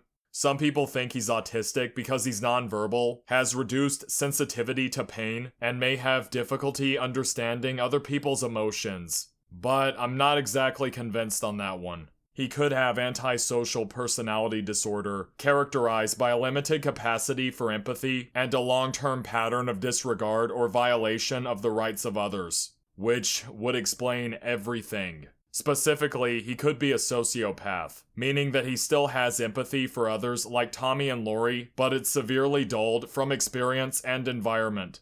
But I think Michael is most likely a psychopath, meaning that his brain is chemically different from the average person and because of that, can barely process empathy for others. It could also be an amalgamation of multiple mental disorders, but no one can agree on one thing. I for sure don't think the answer is revenge. It's such an oversimplification of his motivations. I know Carpenter talked about one of the themes being the revenge of the repressed, so it could mean that Michael as an evil force took revenge on Haddonfield for forgetting about his act of and to remind them of his existence by repeating it. That when people become too comforted in their safety, like the people of Haddonfield, evil will inevitably come into their lives and cause havoc. And remind them that evil still exists and is very real. A valuable lesson to be aware of the dangers in the world. But I definitely don't think that it was for revenge against a failed medical system or something. It could have been part of it, but considering the quotes from Dr. Loomis about Michael being pure evil, I would be surprised if it was part of his motivations at all. This was not a reckoning on society because the medical system failed him, and this is his way of showing it after being cruelly locked away for 15 years without any effective treatment. Sticking it to the corrupt system that wronged him, man. In fact, I think people say that to rationalize the unknown behind Michael's psychology and even to rationalize his very existence. They always blame the system, the environment, some other outside influence or circumstance, some kind of rational explanation. Because if they were to acknowledge the possibility that Michael would have always ended up like this, regardless of his childhood or mental illness, it would call into question everything they understand about the world and human nature. They always rag on Dr. Loomis. He was such a terrible psychiatrist. Was he though? Are you sure it wasn't just Michael? Well, no, because everyone is either affected by the chemical reactions in their brain or their environment. If Michael couldn't be rehabilitated, it was the fault of the medical institution. But is it? It's always more comforting to assume that everyone, no matter how evil, is a product of their own environment, a victim of circumstance. Dr. Loomis spent 8 years trying to understand Michael, then the next 7 trying to keep him locked up for as long as possible because he realized Michael was pure evil. And you know what? Maybe he was right. Just humor me for a second. Michael subconsciously probably disturbs so many people because out of any slasher, he's the hardest to attribute the way he behaves to external factors or blame some other force outside of Michael's own control. Michael is so scary because he had the ideal childhood upbringing and environment that other slashers would literally, but still ended up like this. I'm not scared of Leatherface or Jason because you could argue that if they had a better childhood and environment, they would not have become like this, but it's much harder to do that with Michael. Billy from Black Christmas has all of these disturbing mannerisms and dialogue, but for me, Michael's very existence is scarier. He had the ideal childhood but turned out like this anyways. That's how evil Michael Myers is. He was always going to regardless of what home he was born into. He might be one of, if not the most evil slasher ever. Well, I think Freddy Krueger was technically the most evil, but the Nightmare on Elm Street franchise is so fantastical, and Freddy Krueger is so over-the-top evil, that it's hard to take him seriously. It seems like the writers were intentionally trying to make him as evil as possible. Michael Myers is believable enough that it feels like he could exist in real life, unlike Freddy with dream logic. You could argue that the thematic message in Halloween is about hidden in quiet suburbia, and the happened off screen, and the that gets passed down generation to generation, the cliche Matrama theme, but I doubt it, because the mother and father, with the limited screen time they had, seemed like normal people. Everything about Michael's childhood seemed normal except for him. It probably makes people uncomfortable to contemplate the psychology of Michael, because if he doesn't have a mental illness that's understood, or a mental illness at all, why does he? In rehabilitating dysfunctional members of society that desire to other human beings, there will always be outliers, those who cannot be rehabilitated, and for those like Michael, they can probably never be rehabilitated. The film asks the audience the uncomfortable question, what do we do with people like this? Do we continue to attempt rehabilitation, lock them away from the rest of society forever as a lost cause, or them to prevent any more done to innocent people? What do you do with people that potentially don't for money, power, revenge, fear, anger, hatred, jealousy, or even the thrill of taking another a person who can't be intimidated or negotiated with? Joker moment. A person who potentially doesn't feel pleasure when they or remorse afterwards. What do you do with someone who has no kind of emotion, including the power trip of deciding who lives and no kind of motivation whatsoever outside of a person whose entire existence is just like it's a basic function for them, like breathing is for you or I. That's it. Just nothing more outside of that. No greater interpretation or deeper meaning to be gleaned. Calling back to the jack-o'-lantern motif. What do you do with someone who's purely and simply evil? There's a reason why Carpenter wrote for the description Dr. Loomis gives for young Michael's face to sound exactly like the way you would describe the mask adult Michael wears. That mask Michael wears resembles a human face. It resembles Michael's own face, because that's figuratively what he wears, exterior signs of humanity, when in reality there's barely anything human underneath.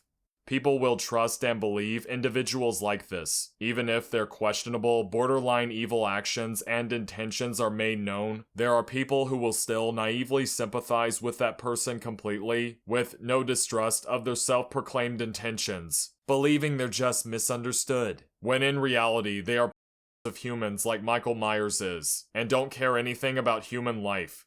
The scariest scene in Halloween for me is not any of the jump scares. It's not when Michael any of the characters, or when he appears then disappears. No, the scariest scene for me is when Michael is unmasked. Yes, he's just a normal looking guy, but it's what this reveal represents. Carpenter wisely chose to have Michael look normal and even angelic, as he puts it. Besides subverting expectations, it implies that anyone could be secretly like Michael Myers. Any seemingly normal person in your small town could have the desire to under the surface. Similar to how psychopaths blend in with humanity and seem normal when they care nothing for human life.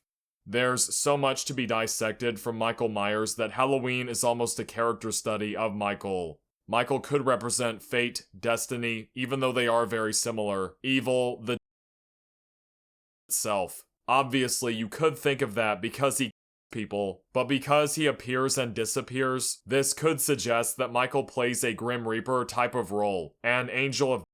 This is reflected through the song Annie and Laurie listened to on the car radio, Blue Oyster Cult's 1976 song Don't Fear the Reaper. The lyrics are about the relations between people and because it's inevitable. There's one part of the song that talks about the Reaper appearing to a woman to take her away. You can see the parallels.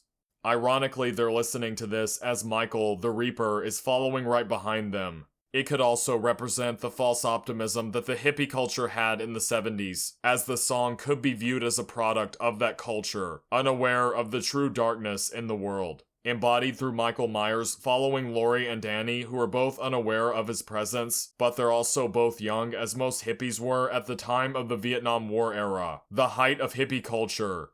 In the suspense section, I spoke about how the ambiguity of Michael's motivations were crucial in the film's foreboding tension. Like Michael's mask and his movement, less is more. Keeping the backstory as vague as possible allows for the audience to supply the details. They interpret the meaning for all of Michael's actions, leaving it up to the audience's imagination. And that's what makes him scarier than the average slasher. If a slasher's backstory is explained in great detail, it has a possibility of not being as scary as whatever the viewer comes up with, which is why Michael works so much better over the other slashers. You project your own fears on the blank slate of Michael Myers, making him scarier than what Carpenter would have intended, if he did explain Michael's motivations and what he represents. That's why he's more iconic than all of the other slashers in the first place. The film transitions from daylight to darkness, possibly giving Michael the ability to now that it's Halloween night if Michael is supposed to be an evil spirit. Then all of the events of the plot play out before Michael is stopped by Dr. Loomis, who audiences back then were sure he was multiple times, and fell from the second story onto his back, not including the amount of times he was by Laurie. How could he not be? Dr. Loomis talks to Laurie, then looks back at Michael to see that he's gone. Loomis looks out into the distance, unsurprised because he knows who Michael is, unlike the other characters. We get different locations that we've been in as the breathing grows louder and louder. What does it represent? In a literal sense, Michael has escaped and gone off somewhere else. But figuratively, Michael cannot be. Like Tommy said, you can't kill the boogeyman. He's like a force of nature, more than just a man. Because he's pure evil, he's everywhere. Because evil is everywhere. And evil never shown through the different locations as his breathing remains constant. Him disappearing like this could call into question if he was real this entire time, or was a figment of people's imagination. Yeah, maybe it is all in the head. Or he could have been an actual spirit. Maybe Michael was being controlled as a vessel by an evil spirit, and being forced to kill people against his will. By the end, when the evil spirit is released back into the world again to possess someone else. Just some more speculation. I remember being crushed as a kid when first seeing this ending, because I was so used to seeing the evil bad guy get defeated or stopped at the end. But to have it end on a cliffhanger like this, where he's still out there, will be a movie experience I never forget.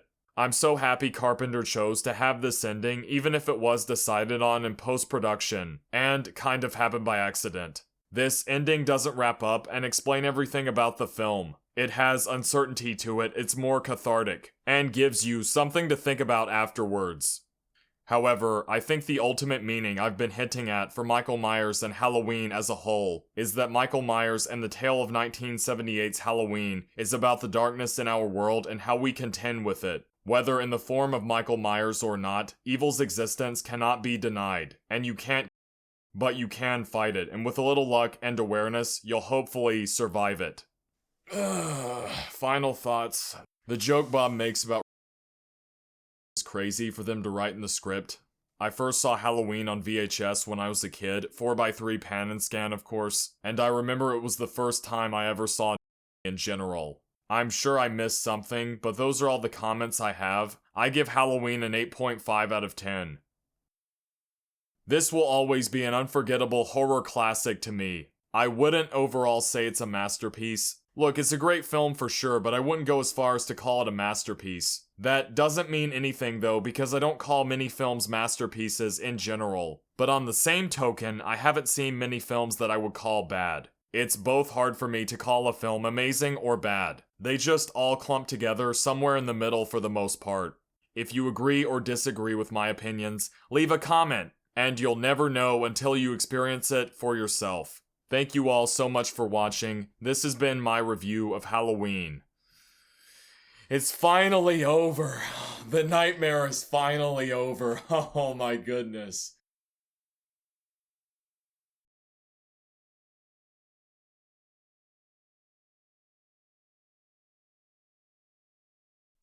Hey everybody, welcome to the outro section of the video. This is the after party, it's officially over, okay? But I need a way to conclude this video off. I don't really have anything written out or planned specifically, like I did throughout most of it, reading off of a script.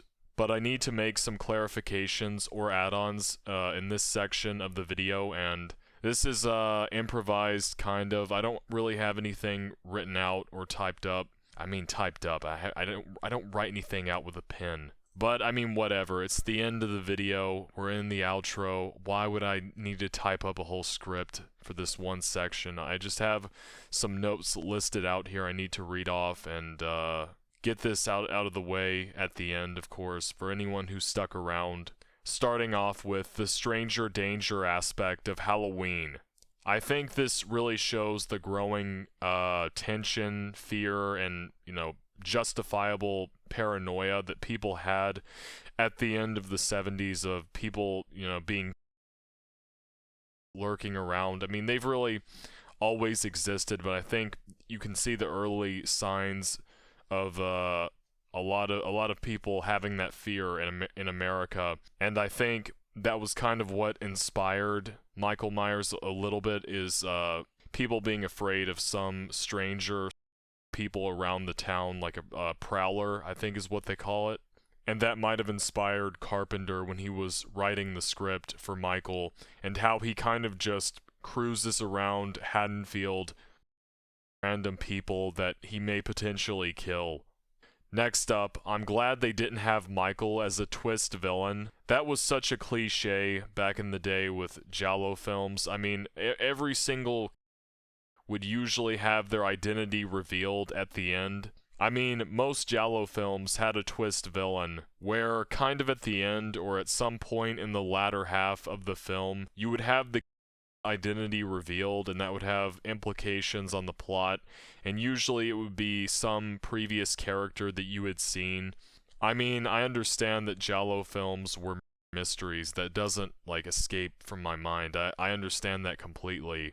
But that happened almost every single time, and it's just nice to have Halloween and, the slasher genre thereafter. I mean, Giallo films had slasher elements, as I talked about, but Halloween and, slasher movies thereafter would have a lot less of the mystery aspect of the film, like the whodunit. That's more accurate.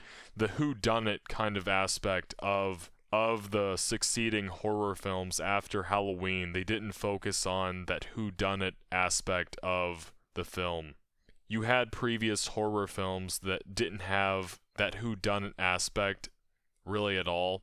It wasn't really a mystery, but I mean, in Giallo films that kind of influenced the slasher subgenre from Halloween and everything else, that was incredibly common, to where it was just exhausting how many of those films just had. I mean, I get, once again, they're mysteries, but still, it's always a whodunit, who's going to get revealed at the end to be the.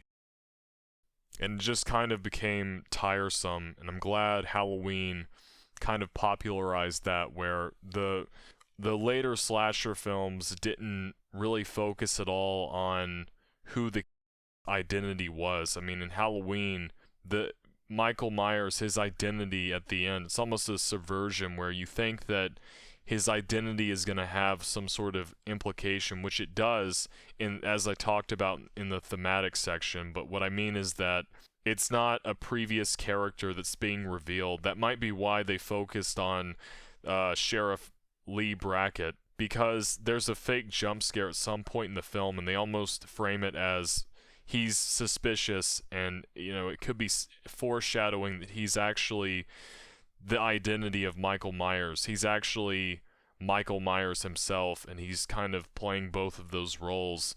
But at the end, he's unmasked, and it's revealed that it's not actually him.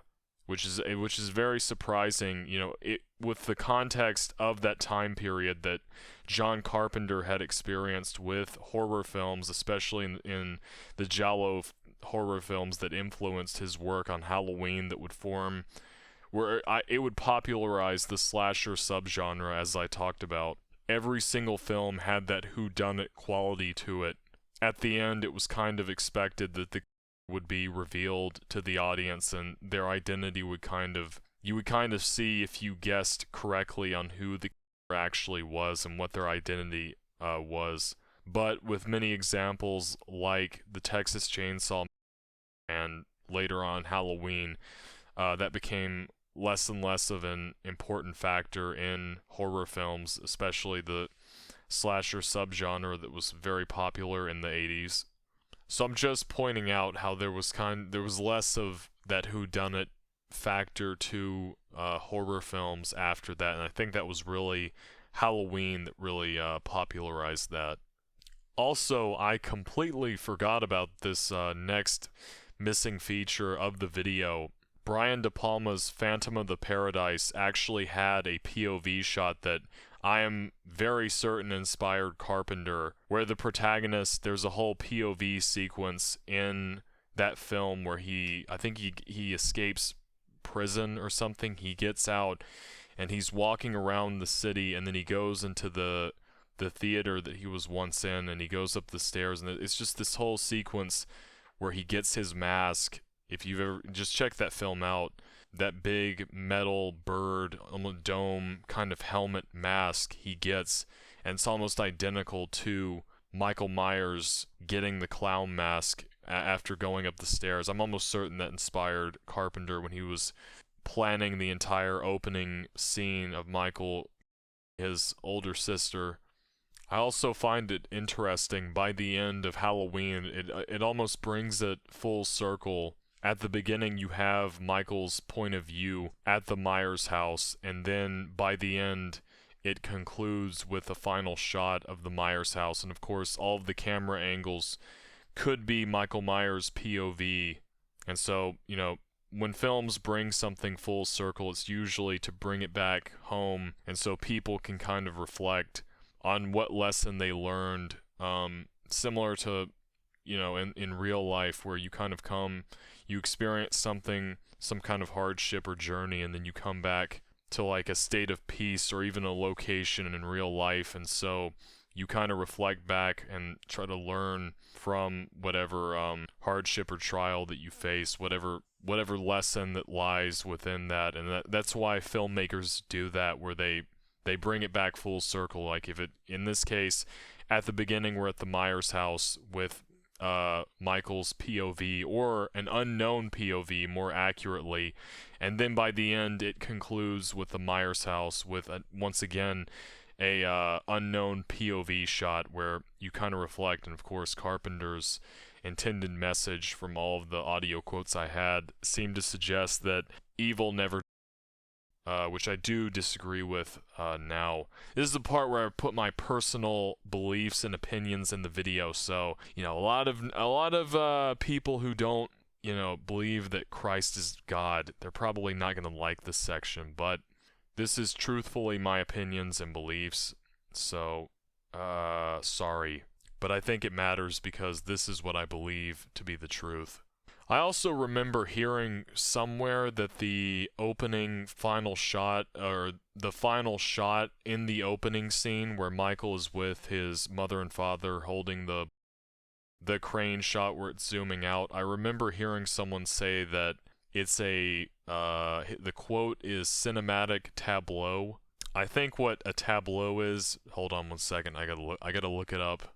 So the definition here is, for tableau, is a group of models or motionless figures representing a scene from a story or from history.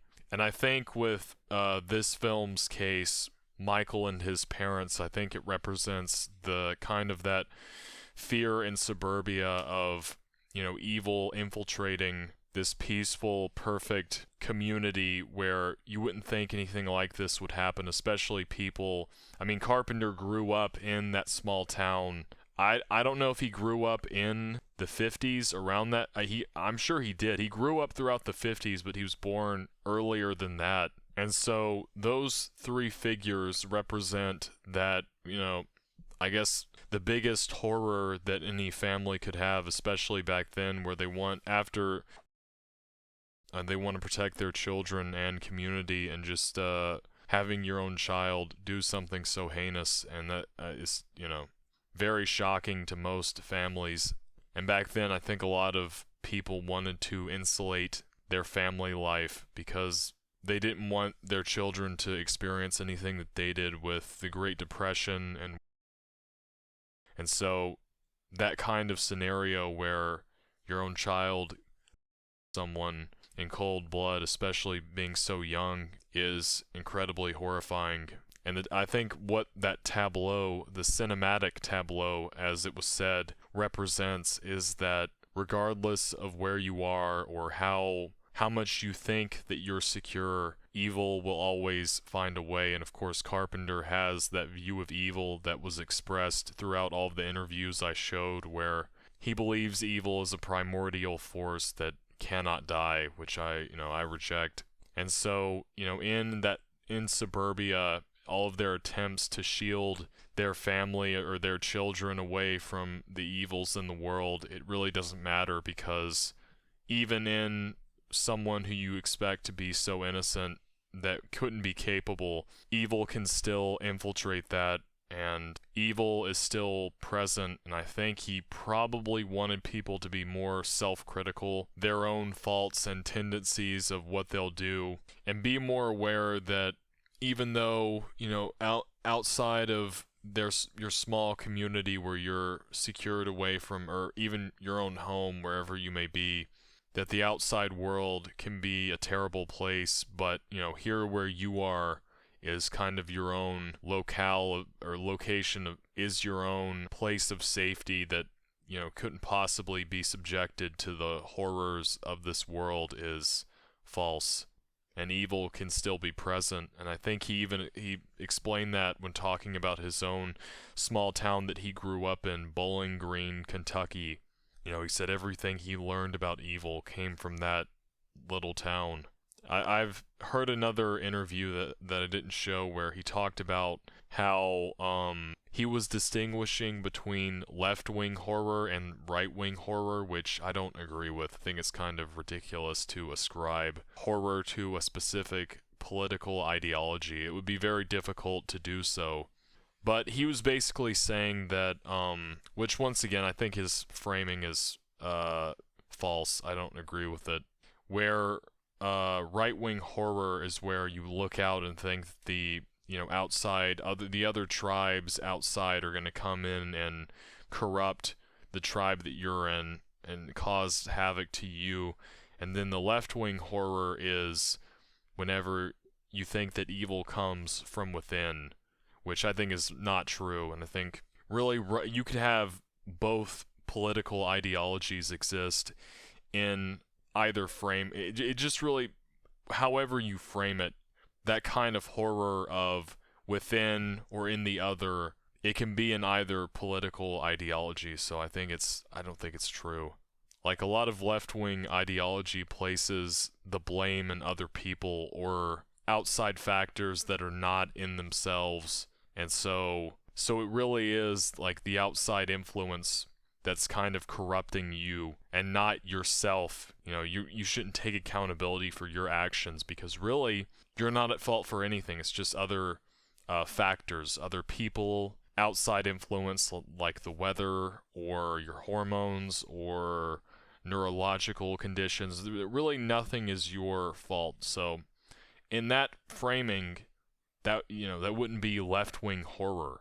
That would be considered right-wing. To take accountability for yourself and blame yourself is to acknowledge free will, which many leftists reject. Although I don't know about right-wing, or many people would kind of associate that more with conservative. I mean, what are they conserving? A lot of conservatives conserve liberal ideologies, sort of a previous stage of it. It might be more conservative than the current leftist or liberal ideology, but ultimately it's liberal nonetheless. So it's just kind of the same would apply, that it just really depends on your framing. But my point being that at the time, I think this was kind of to address the fears of the outside world potentially corrupting the nice, quiet suburbs that existed in the 50s and 60s. And I think Carpenter was kind of criticizing them and essentially conveying that you can really try to set up all of these precautions, but the irony is that really there might not be something that corrupts from the outside. It really could just be a corruption from within, represented by Michael. Although you could argue why that can't, both things can't be true. Is it not possible that the outside world and also within can be corrupted? Is it possible that the outside world can't corrupt you, other tribes, as Carpenter would put it, and also from within yourself through your own faults? I think both of them can be true. It doesn't have to be mutually exclusive.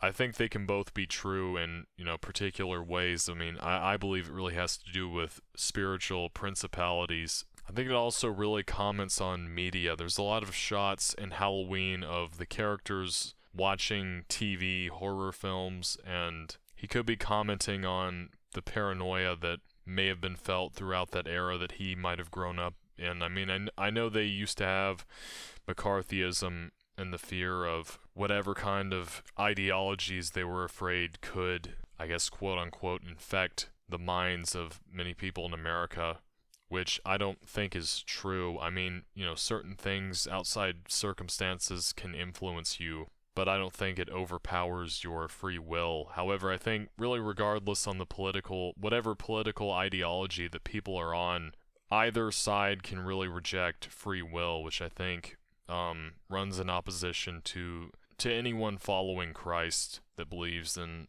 the biblical narrative like I do. I don't believe in McCarthyism. I don't believe in the totality of McCarthyism that somehow is going to overpower and infect the minds and convince them that this is like a great idea. Like, mostly, I think it would be the fault of the people that embrace it. However, the shots of them watching TV while Michael is out prowling around and their fear of the boogeyman being out there could kind of reflect. They also had paranoia about that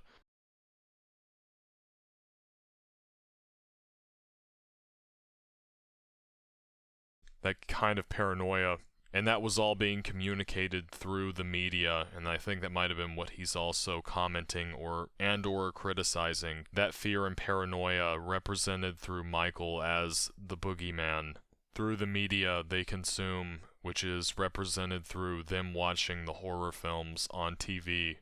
But back to the cinematic tableau. I mean, the parents technically, if you want to be technical, they are moving around, so they're not completely stationary. However, I think that's, obviously you're not going to have them, it's not a freeze frame or anything, they're just in shock. The in-universe explanation would be that the parents are in shock and they're barely moving. But you could definitely call it a tableau like the person did that I can't remember who came up with that quote.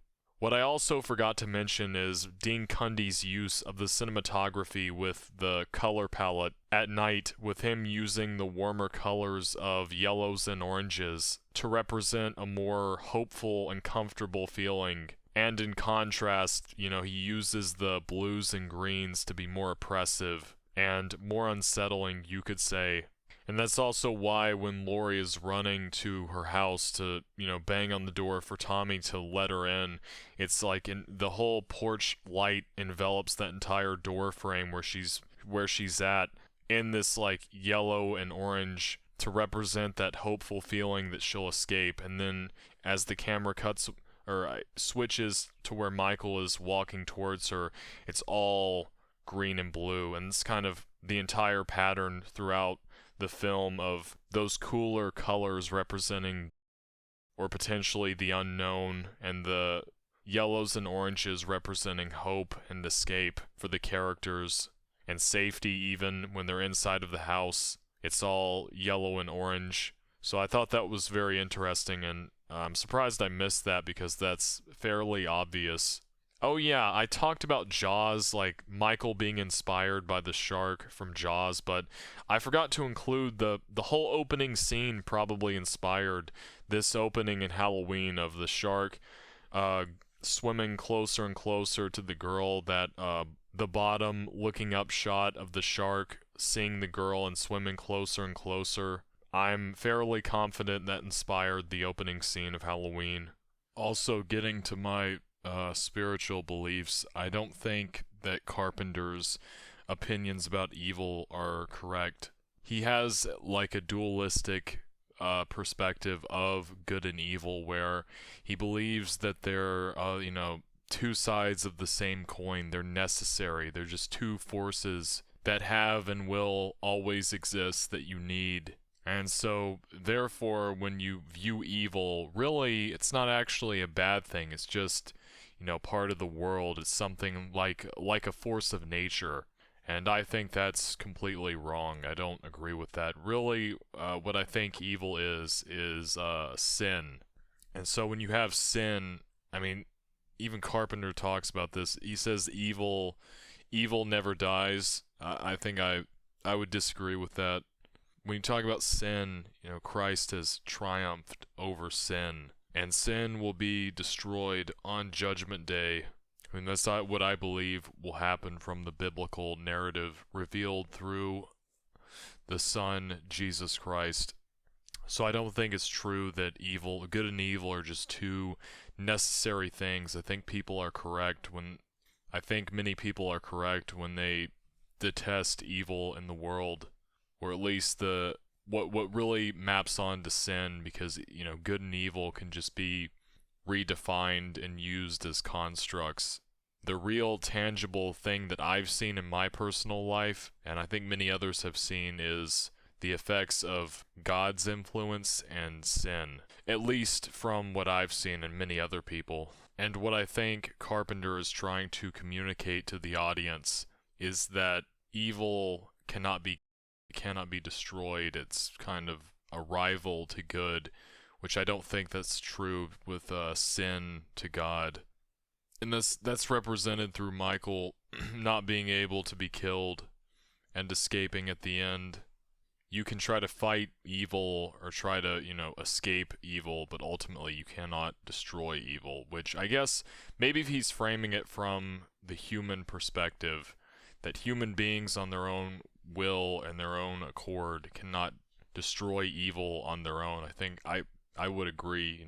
I don't think you can overcome sin without putting your faith in Jesus Christ. Although, let any man compare his works to see. So I guess it is technically possible, but it's highly improbable.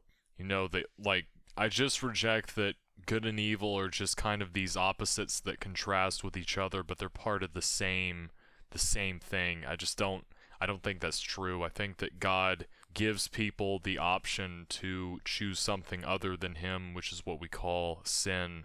I don't think it's really an entity or something that rivals God, because Christ conquered and sin on the cross. But sin is present for people to have a choice between him and the absence of him, which is what we call sin. Sorry to have a whole sermon here, but this is kind of my own beliefs on the topic. That also is reflected through the quotes in the classroom scene about fate from the teacher. It's like talking about how fate and destiny are a force of nature, like earth, air, fire, or water. That might be Carpenter's view of sort of the powers that be in the world. While I think the biblical narrative is correct and it is in spiritual principalities, Carpenter seems to really think that it's really kind of a force of nature. Carpenter could think that fate, destiny, good, evil, all of these things, the powers that be that we kind of share in our beliefs and actions, they may have some metaphysical properties to them, but ultimately they're rooted in a more material reality. They don't exist outside in any kind of spiritual realm, like I believe with, spiritual principalities. it's just a force of nature. It's just something that you can't really fight against. There's no way to actually combat these negative forces, which I think the way you combat them is putting your faith in the one who conquered and sin on the cross, Jesus Christ. Seems to be a more nihilistic ending with Michael escaping and not being stopped, However, that doesn't mean that Carpenter is intending for a nihilistic message. I'm just saying that it's more akin to a nihilistic view of the world, that evil can't really ever be stopped, and it's just something you should accept and shouldn't fight against, which is kind of used synonymously with sin. So it's almost, you should almost accept sin and not combat it, which I think is ridiculous. He may not be intending to convey that message, or maybe he is, but that's what I would disagree with from a more of a spiritual standpoint. It also is kind of more of a nihilistic view of, human nature. I think in what many Christians believe, like myself, is that it's very possible someone can be redeemed through forgiveness, through faith and trust in Christ. However, many people who reject that, their view is that there's really no saving these people, and they should just be. And I disagree with that, but that could be what Carpenter is trying to implicitly communicate with how Michael, there's nothing redeemable about him, regardless of what he's done in the years. There's no redemption in Michael Myers, is kind of what Carpenter is conveying. He's irredeemable, and that might be how Carpenter views some people, as he talks about in those audio quotes, which I would disagree with. I think anyone can be redeemed and be forgiven through the body and blood of Christ, of course.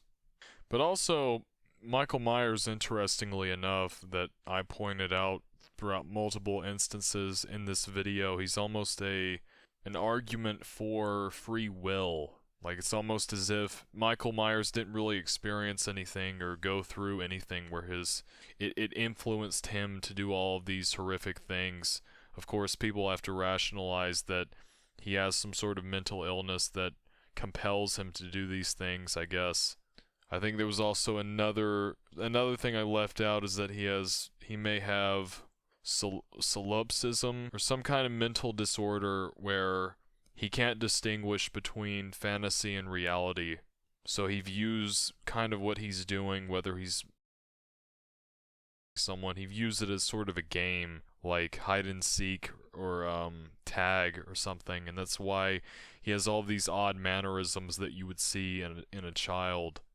Oh wait, I'm thinking of something else. I was thinking of solipsism, the quality of being very self-centered or selfish. So I guess they think that he has that kind of thought process or philosophy. I mean, it could just be pride and self-centeredness. It could just be pride and rejection of God, because that's kind of what the rejection of God is, placing all of the power and authority into yourself, almost self-worship, which is the opposite of Christ's teaching, which is to deny yourself and follow me, be a servant of everyone, and that's kind of the opposite of that, where you prioritize yourself over all people. Of course, the people who reject God, I mean, obviously they would try to rationalize it as some material explanation. Actually, it's the mental illness. He has a philosophy. It's actually, some ulterior explanation. Anything to rationalize outside of the metaphysical and the existence of God, who they reject. Not even so much disbelieve, but just reject. They prefer sin, pride, and evil over that. Throughout my life, I start to believe less and less that people are formed entirely by their environment, or all the decisions they make, or some fall to some exterior experience they've had that has compelled them to do certain things. I think many people have popularized that sort of explanation because they're very prideful and cowardly, where they believe they're perfect and have no fault. They believe they're perfect and have no fault. And so, any fault they could potentially have from free will them choosing to do a certain action from their weakness and submission to sin. It actually can be explained with some sort of exterior, some sort of action or circumstance from the outside world, just nothing to take accountability. And that's exactly what people rationalize with Michael. So anything they do, it's not actually their fault from using their free will. It's actually someone else or something else, some other action, something to not take accountability and admit that they have some kind of fault because they believe they're perfect, because many of them worship themselves. And so in the case of Michael, whenever they see him, they always have to rationalize that actually it's some sort of mental illness, it's some sort of, socioeconomic factor, it's some sort of outside circumstance that has compelled Michael in some way to do these things. It can't possibly be Michael's actions and interacting with spiritual principalities that have, primarily, and that has resulted in this happening. So they have to come up with some kind of explanation, and that's why I had to list out all of the mental illness Michael could potentially have, which neurological conditions can definitely influence someone, but to be blamed as the cause of whatever action you perform, I think is not true. I think it really just comes down to you and the choices you make. So I would not agree with the unforgiving tone that Carpenter has against Michael Myers, and I guess people out in the world. Not to say that you should, my message still stands that you shouldn't trust people like that. Trust no man except God, I'm pretty sure is what it states in the Bible. So I'm definitely not saying that you should just trust somebody like Michael, but you should obviously pray for people like that. Pray for people like that and hope for the best. And forgive them if they wrong you, which I think is not the case in Carpenter's narrative. There's not even any possibility that he'll be forgiven. Dr. Loomis, his reaction to Michael is that he's almost inherently evil and cannot be saved, which is a rejection of Christ's teaching that, anyone can be forgiven and no one is too far from being saved. So that's another thing I think I would disagree with. Throughout the video, I know I kind of supported what Carpenter said, and that's because I was trying to not include my personal beliefs and be more unbiased and promote what the creator of the art I was talking about, although there are some things like what I just talked about I would feel kind of complacent and not criticizing the aspects, especially the spiritual aspects that I disagree with, that I just kind of laid out, because all people can be forgiven if they just put their faith in Jesus Christ. I'm glad that I had reverence for Carpenter and Halloween, even though there are some things I disagree with, and I'll try to do that in the future, but I want to include more of my own beliefs within the video more than I did in this one, because I think it matters. I think it's honestly the most important part of the videos that I hope to make in the future. Oh yeah, referring back to of slasher films, and this one included Halloween with the thematic section where I talked about Michael's possible motivations. What I noticed on one of my last viewings of Halloween is that the way that each of the people is something similar to, in some way, whether it be him, Annie, him, Bob, and raising him off the ground and he's barefoot, and Linda with the telephone cord. These are things that you can look at as having similarities with, although that's something that I missed and I thought I should add. But yeah, that's pretty much all I can think of in terms of adding on to the video. What I will say about the review that I made, you can obviously tell when this was supposed to come out. It was supposed to be released on October 31st of Halloween. That obviously didn't happen. A lot of the production issues that I had and a lot of other issues that I had in real life outside of content creation. And after that, it would have come out earlier still, a little while after that, but there's a lot of things that went wrong. Basically, everything around this video went wrong and a little bit more, and so that's why you're getting it a lot later in February of 2026. It's supposed to be released in 2025, but hey, whatever. What are you gonna do? So I'm sorry about all of that happening, guys. This was all new to me. Everything that I did is, the first time I'm learning how to do all of this, and it'll definitely be easier in the future, and I'll try to get videos out to you as soon as I can on a consistent, normal schedule, and I plan to stream in the future too, so look out for that, guys. My model going forward that I'm hoping to do is stream. I don't have the exact schedule up yet, but stream all the gameplay and then use that gameplay footage to review the game. That's the best I can come up with, and it'll provide more content to you guys.